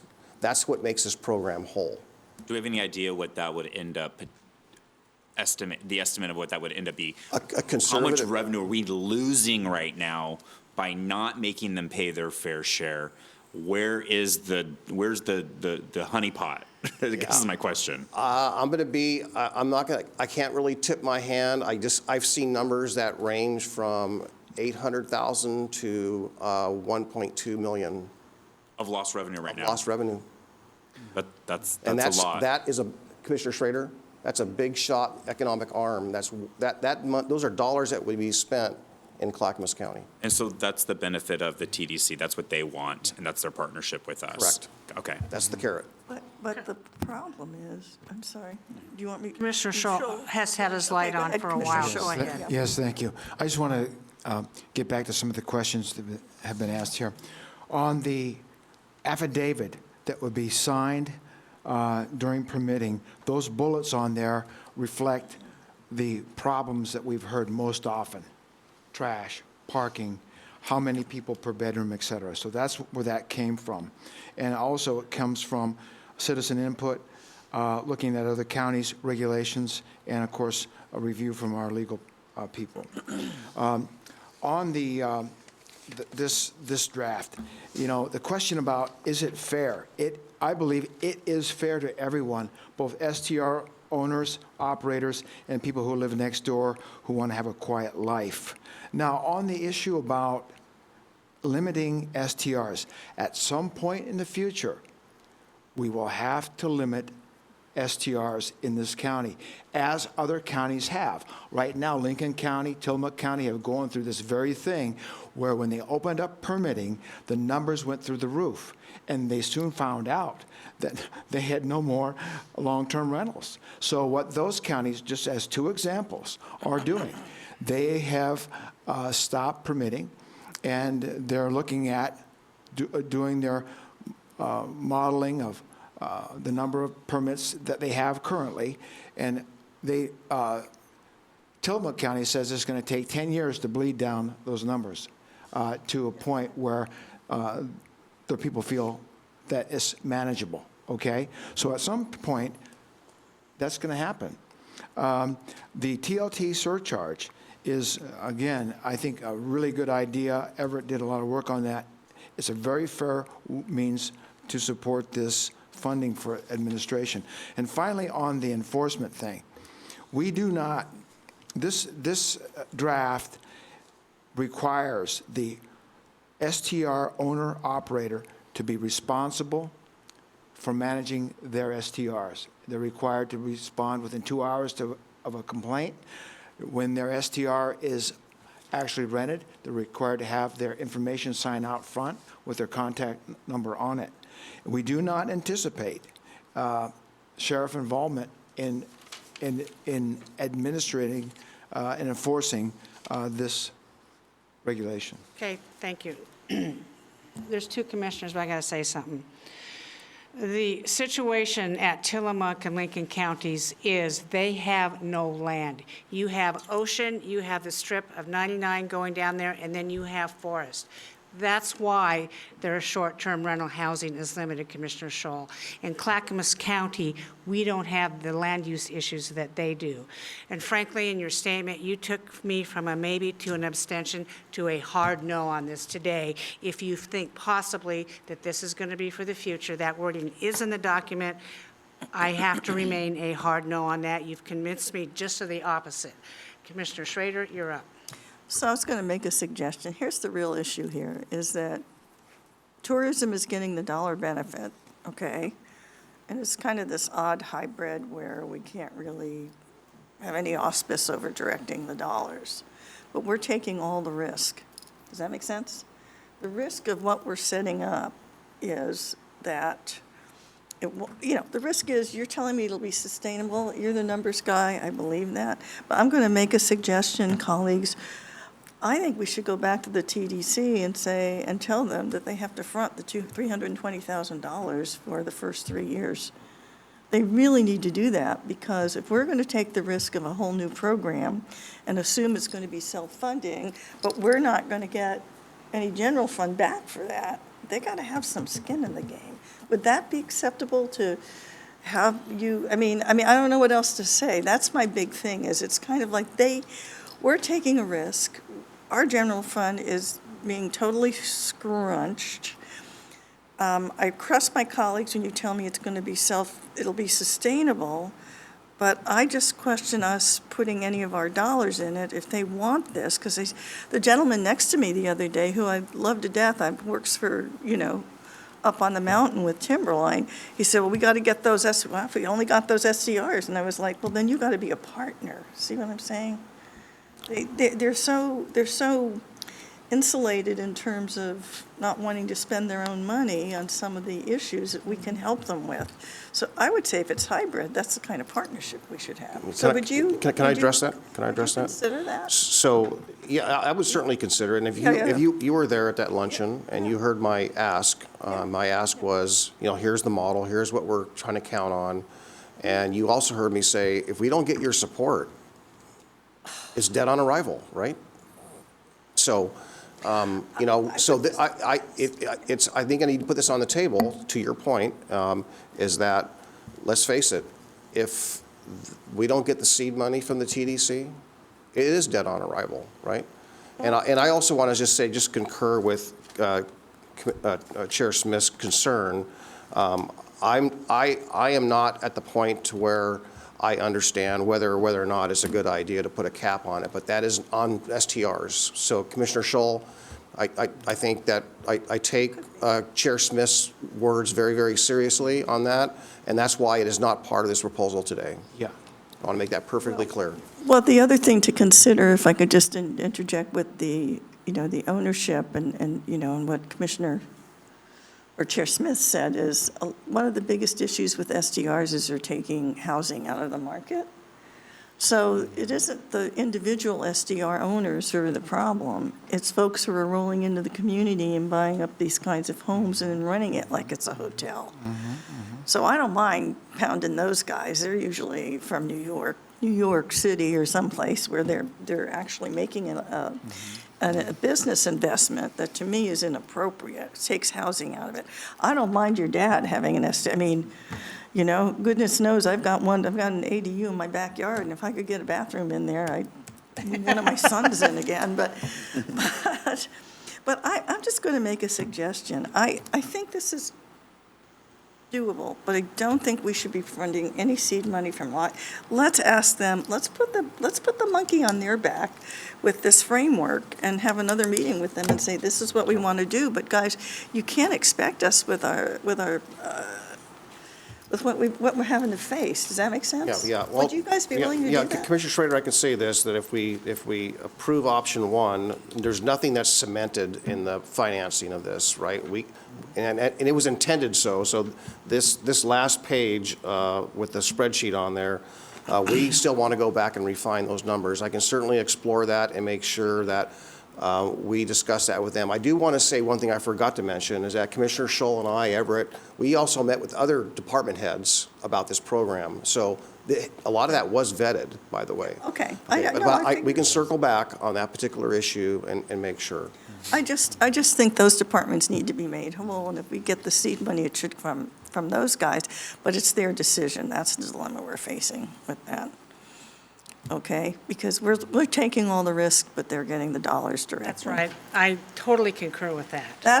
That's my only thing here, because I think the work you did is phenomenal. I'm not objecting to all of it except for that one piece. So if there's a way we could really just kind of put the pressure on a little bit, because they're sitting there telling us they want these STRs. Oh, yeah.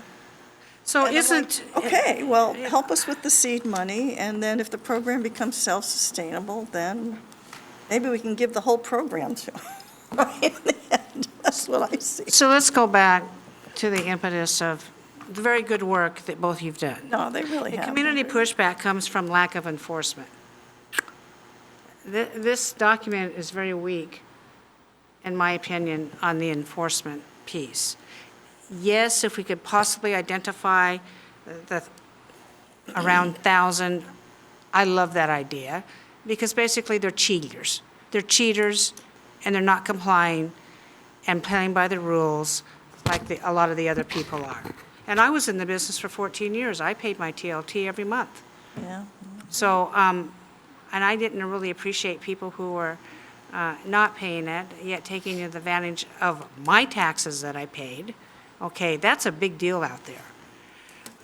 But I'm not sure the community is going to be happy when they see a lack of enforcement.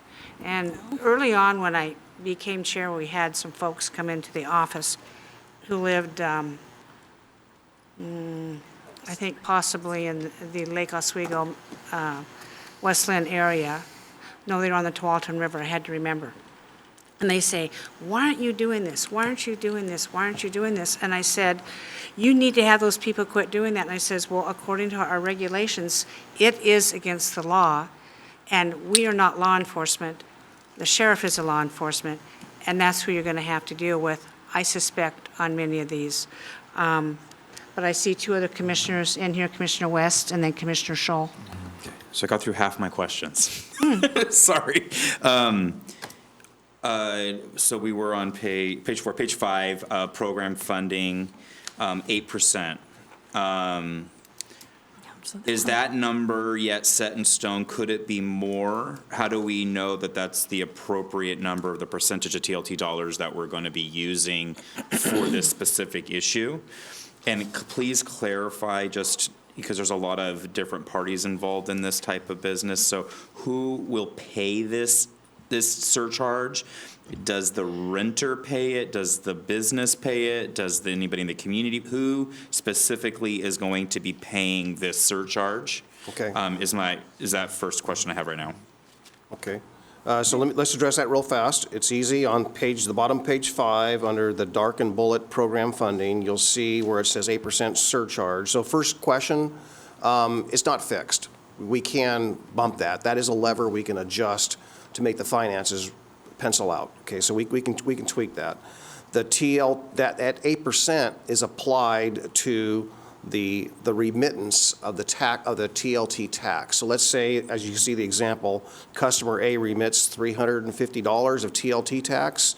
8% of that would be $28. Who's paying that? The renter, essentially. So the visitor, the tourist. Yeah. I mean, it's the responsibility of the operator to make sure he's charged enough on the upfront piece to cover the TLT and surcharge. So if I charge $200 a night, I book on Airbnb and I got there's a number of fees it's funny how you book a room on Airbnb and you're like, oh, that's a good value, $200 a night. You go and then there's like cleaning fees and this fee and that fee so would it just be an additional added on cost to the renter? Yeah, it'd probably be incorporated with the TLT tax. Yeah. Thank you for clarifying that kind of how that works. One thing about the enforcement is the enforcement piece is a concern.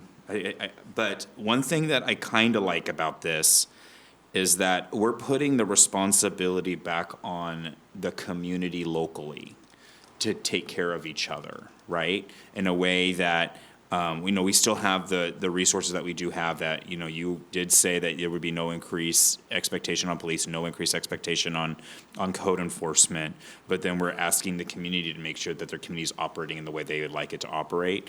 And am I also correct that where there are CCNRs and whatnot? Yeah, CCNRs. So go ahead and speak to that, and then I will do that under the number of STR items. Yeah, I forgot to mention this, I should say that. So again, you're, on the face of it, yeah, it looks like the enforcement is really, really weak. But frankly, where the problems are arising when someone lists a 2-bedroom home and allows 30 people to be there, right? That's where the problems come in, right? The parking issues, the safety issues, all of that. So by the affidavit, they're clearly going to state what they have and what the maximum people on site are going to be at any one time, okay? So part of the way this enforcement really works, we're taking the bad actors and there'll be a consequence. Let's just say something goes wrong and now there's twice as many people as a list on the affidavit on the property, okay? That's 1 strike.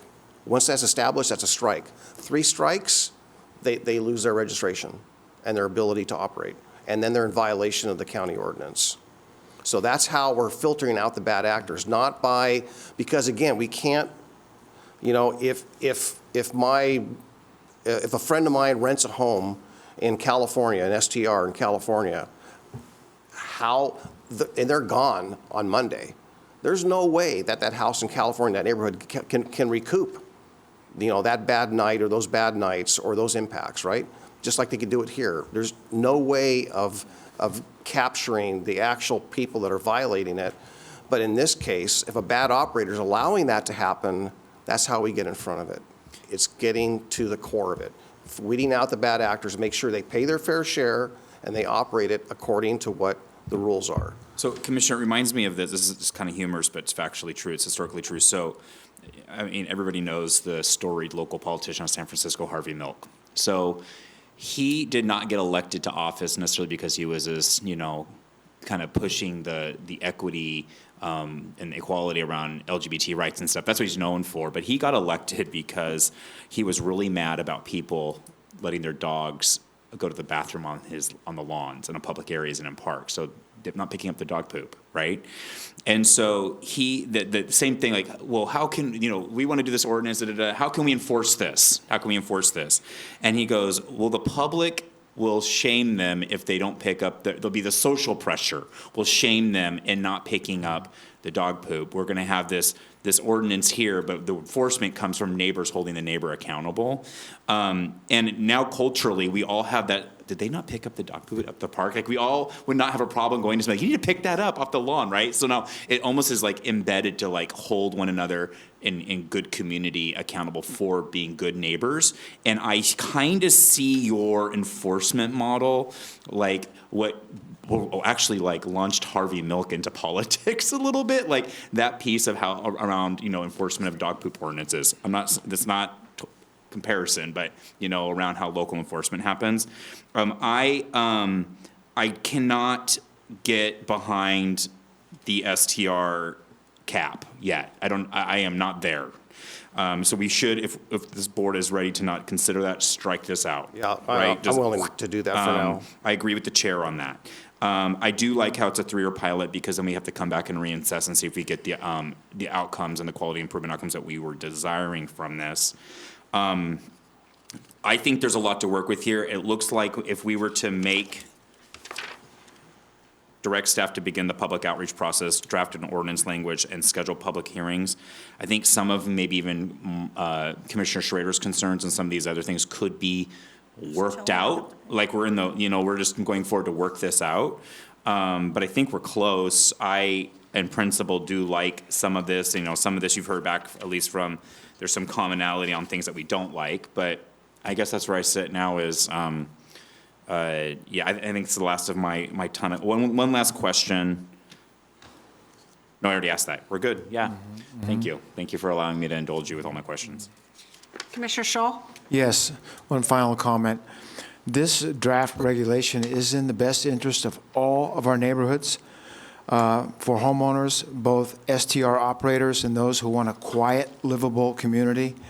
We cannot continue to have the unregulated situation that we do now. People are suffering. So when you're ready for a motion, I'd like to make one.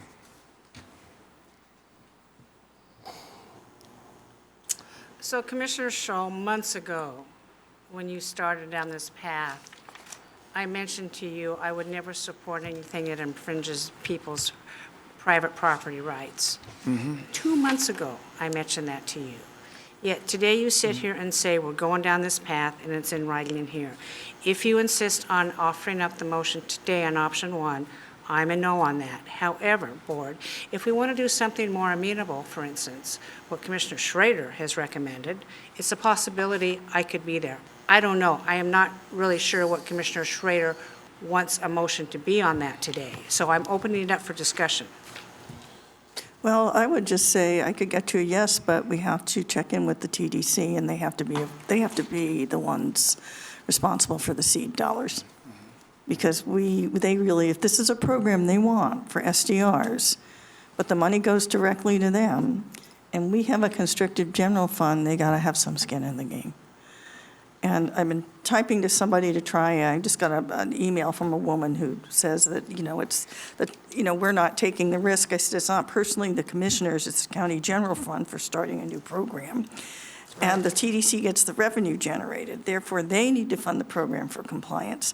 If the program is indeed self-sufficient in 3 years, the Tourism Development Council should be made, they'll be whole.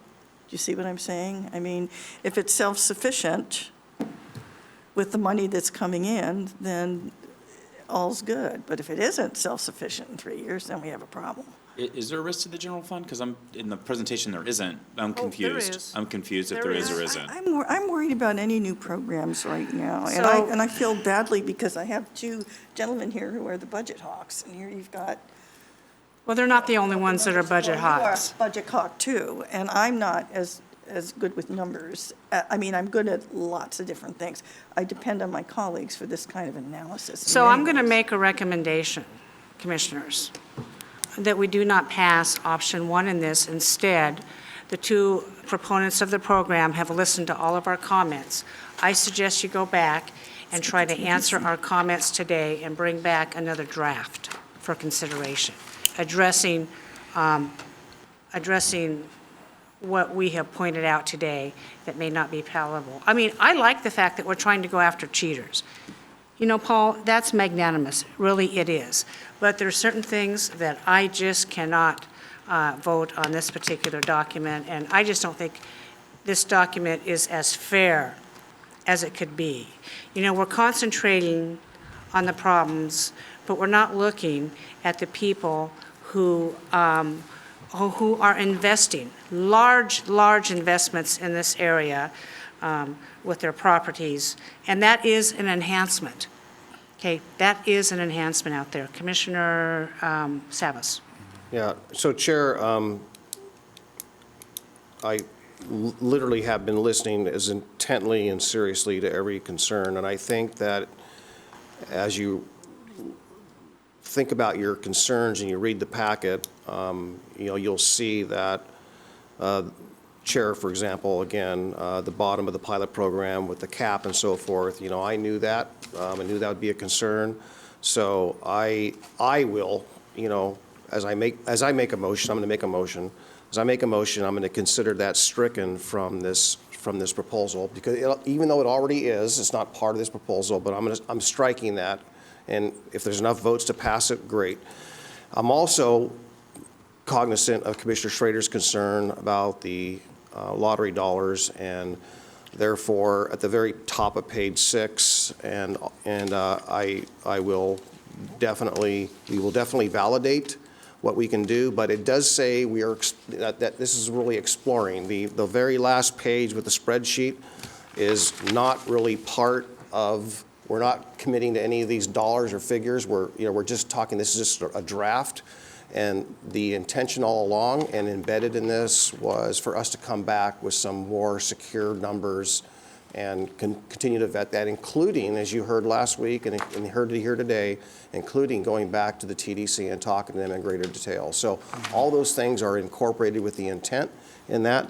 So I'll make the motion, Chair. I move that we take into consideration the lottery dollars concerns, strike any discussion or language going forward about a cap as outlined at the bottom of page 6. And we move forward with option 1 and with further details to come. Seconded. I'm okay with that. When you say, so the motion is rather nebulous in your verbiage on we take into consideration lottery dollars. What does that mean, Gary? We'll confirm if it's an allowable use or not. If it is, then it will remain on the list. If it's not, we'll take it off. Well, to me, even if it is allowable use, it should not be used for this. We can make that call, but we don't need to make that call today. This is really just moving the work forward so that we can go out for public comment and get staff to codify it. And again, the numbers, we're not committing any of these numbers whatsoever. That was not the intent here today. Thank you, Paul. I do appreciate that. However, this package is not clean enough for us to vote on some huge, this is a huge policy. This is a huge policy. I appreciate your work. We're trying to solve a problem with some communities, mainly up at Welch's, Rhododendron, that whole area up at Government Camp. I do understand that, but we're just not quite there yet enough for me. Any other considerations for this motion? There is a motion on the table from Commissioner Savas to vote for option 1. eliminating the cap and taking a look at lottery dollars, correct? Looking at the finances, yes. And the finances, lottery dollars and finances. Seconded by Commissioner Scholl. Further discussion.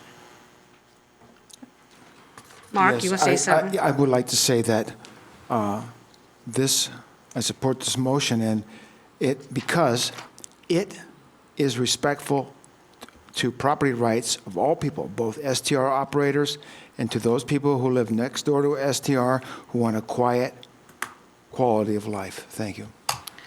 Commissioner West? I will be voting in support of the motion. I do feel like we did ferret out and find some compromise in this, even though maybe not everybody got exactly what they wanted. And I am going to look forward to I think you guys have earned the right to continue the work. There's a lot of work went into this.